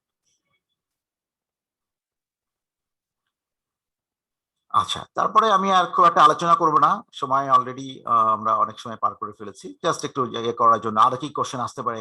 ইনাইমিডিয়েট the red flag symptoms and signs of headache. আমরা জানি red flag sign symptoms for back pain, অনেক সময় red flag sign symptom signs for dyspepsia, অনেক কিছু কিন্তু এরকম কোশ্চেন থাকে। এটা আমি আলোচনা করছি না। Fatty liver, 35-year-old woman, how evaluate A fatty liver. Fatty liver হলে আমরা জানি যে ফ্যাটি লিভারটা অ্যালকোহলিক হতে পারে, নন অ্যালকোহলিক হতে পারে, অন্য ড্রাগের কারণে হতে পারে, হেপাটাইটিস থেকে হতে পারে। তাহলে এই যে কজগুলো, সেগুলো আমাদের কিন্তু মাথায় রেখেই আমাদের এই ক্লিনিক্যাল হিস্ট্রি এবং ইনভেস্টিগেশনে যেতে হবে। আচ্ছা, একটা নেক্সট কোশ্চেন দেখছি যে osteoporosis, 70-year-old woman presenting with BMD showing T-score -3 বলেই দেওয়া হয়েছে এখানে। অস্টিওপোরোসিস আমরা জানি যে -2.5 এর নিচে গেলেই অস্টিওপোরোসিস। সো এখানে আমাদের সেই অস্টিওপোরোসিস ম্যানেজমেন্ট গুলো, এখানে ম্যানেজমেন্ট চাওয়া হয়েছে। এখানে আউটলাইন দ্য ম্যানেজমেন্ট চেলে এখানে আমার ইভ্যালুয়েশন তো কিছু ক্লিনিক্যাল করতেই হবে, যে পেশেন্টে আর কি আছে অস্টিওপোরোসিস ছাড়া, এটা কি প্রাইমারি অস্টিওপোরোসিস না সেকেন্ডারি কোনো কজ আছে, পেশেন্টের স্টেরয়েড খায় কিনা, অন্য কোনো ফ্যাক্টর আছে কিনা যেটা পেশেন্টের অস্টিওপোরোসিস প্রেসিপিটেট করতে হবে, সেগুলো দেখে তারপরে কি ম্যানেজমেন্ট করতে হবে। একটা হলো স্পেসিফিক ম্যানেজমেন্ট, একটা আদার কজ যদি থাকে সেটা ম্যানেজমেন্ট দিতে হবে। Next question, evaluate and treat 35-year-old man with urethral discharge. তাহলে এরকম যদি হয়, তাহলে এখানে ইভ্যালুয়েট করা, হিস্ট্রি নেওয়া, সেক্সুয়াল এক্সপোজার আছে কি নাই সেগুলো, তারপরে তার ডিসচার্জটা কেমন, এগুলোর উপরে কিন্তু আমার এটা নির্ভর করবে যে কজটা কি। এটা কি specific urethritis, non specific urethritis, এবং ট্রিটমেন্টটা ডিপেন্ড করবে তার উপরে। Intractable hiccup, 50-year-old man, evaluate and treatment. তাহলে ইভ্যালুয়েট করতে গেলে তো ডেফিনেটলি আমাদের হিককাপের কজগুলো, আমরা জানি যে হিককাপের তো lot of causes. Main cause হচ্ছে ডায়াফ্রামেটিক ইরিটেশন। যদি হয় তো ডায়াফ্রামেটিক ইরিটেশন হতে পারে lesion above the diaphragm, in the diaphragm or below the diaphragm. Above the diaphragm যদি পেশেন্টের ব্যাজাল নিউমোনাইটিস থাকে, বা ওরকম কোনো ফ্রেনিক নার্ভ ইরিটেশন হচ্ছে, কোনো ম্যালিগন্যান্ট লেশন এরকম থাকে, ফ্রেনিক নার্ভকে ইয়ে করছে, সেরকম হতে পারে, কজ হতে পারে। পেশেন্টের ডায়াফ্রামেটিক বিলো দ্য কজ, অনেক সময় লিভার কজ যদি থাকে সেটা হতে পারে, সার ডায়াফ্রামেটিক অ্যাবসেস বা অন্য যেগুলো আমরা জানি সেগুলো আমরা চিন্তা করব। তাছাড়াও central cause in the CNS, যদি পেশেন্টের সিএনএস লেশন থাকে সেক্ষেত্রে কিন্তু হতে পারে। পেশেন্টের যদি ইলেক্ট্রোলাইট ইমব্যালেন্স থাকে অনেক সময়, সে কারণেও ইয়া হতে পারে।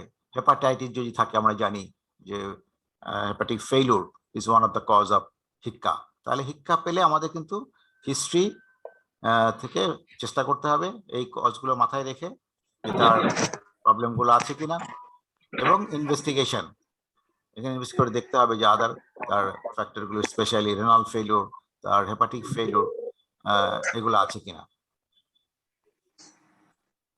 ইনট্রাক্টেবল সাধারণত আমরা কখন বলবো? ইন্ট্রাক্টেবল হিক্কা যে পেশেন্টের আমরা রেসপন্স করছে না, আমরা হিক্কা পেলে সাধারণত আমরা যদি দেখি যে একটু জেনারেল মেজার সিরিয়াস নিলে ইমপ্রুভ করে গেল, তাহলে তো এটা ইন্ট্রাক্টেবল হবে না, কন্টিনিউ থাকছেই পেশেন্টের হিক্কাটা, পারসিস্টিং, একটা যে হিক্কা হয়ে ভালো হয়ে যাচ্ছে তা না, তখন তাকে আমরা ইন্ট্রাক্টেবল হিক্কা বলবো আর কি। And discuss the importance of fundus examination in a febrile patient. তাহলে এরকম যদি একটা কোশ্চেন থাকে, ফান্ডাস এক্সামিনেশন ফেব্রাইল পেশেন্ট, আমরা জানি যে অনেক চেঞ্জ পেতে পারি ফান্ডাসে, এটা ইনফেটিভ এন্ডোকার্ডাইটিস থেকে শুরু করে অনেক জ্বরের রোগী, হ্যাঁ, এটা এসএলই আমরা জানি যে অনেক কিছু পাওয়া যায়, হ্যাঁ, আমরা রড স্পট পেতে পারি যেটা সাবঅ্যাকুট কি বলে ব্যাকটেরিয়া এন্ডোকার্ডাইটিস, এসএলইতে আমরা সাইটোয়েড বডি পেতে পারি, তাই না? তারপরে পেশেন্টের যদি লিউকেমিয়া লিম্ফোমা থাকে আমরা ব্লিডিং স্পট পেতে পারি, আর আমরা যেটা আমরা বলছি তাহলে এই ধরনের ম্যালেরিয়াতে আমরা জানি যেখানে অনেক সময় ম্যালেরিয়াতে ফান্ডাসে অনেক চেঞ্জ পাওয়া যায়, এখানে কটন স্পট থেকে শুরু করে হেমোরেজ এগুলো পেতে পারি। তাহলে একটা জ্বরের রোগীর কিন্তু আমরা ফান্ডাস examination May give us lot of information. Meningitis যদি থাকে ডেফিনেটলি আমরা প্যাপিলিডিমা এক্সপেক্ট করতে পারি। তাহলে এই যে অনেক কিছু আমরা, এই যে আমরা শর্ট কোশ্চেন, কিন্তু আমরা কিন্তু অনেক ইনফরমেশন এখানে আনতে পারি। তো আমার মনে হয় যে আমরা মোটামুটি একটা আলোচনা করলাম এগুলো নিয়ে, এগুলো একটা জাস্ট একটু ইয়া করার জন্য। তো আমি ফার্দার আর মনে হয় তেমন কিছু আর আলোচনা না যাই, কারণ যদি কোশ্চেন থাকে সেখানে চলে যাই আমরা। থ্যাংক ইউ স্যার, খুবই চমৎকার একটা সেশন হলো এবং সবাই পার্টিসিপেট করেছেন যারা, তাদেরকেও ধন্যবাদ। স্যার চ্যাট বক্সে স্যার অনেকেই যারা আপনার সাথে পার্টিসিপেট করেছে, এর বাইরেও স্যার অনেকে অ্যান্সারে পার্টিসিপেট করেছে, ওগুলো স্যার আমি রিপিট করছি না স্যার। একটা কোয়েশ্চেন আসছে স্যার যেটা একটু আলোচনা করা হয়নি স্যার এতক্ষণ, সেটা হচ্ছে স্যার একজন হচ্ছে রিটেনের অ্যান্সারের ফরম্যাটটা সম্পর্কে জানতে চেয়েছে। তার কোয়েশ্চেনটা হচ্ছে, আসসালামু আলাইকুম sir, I have a question to ask regarding pattern of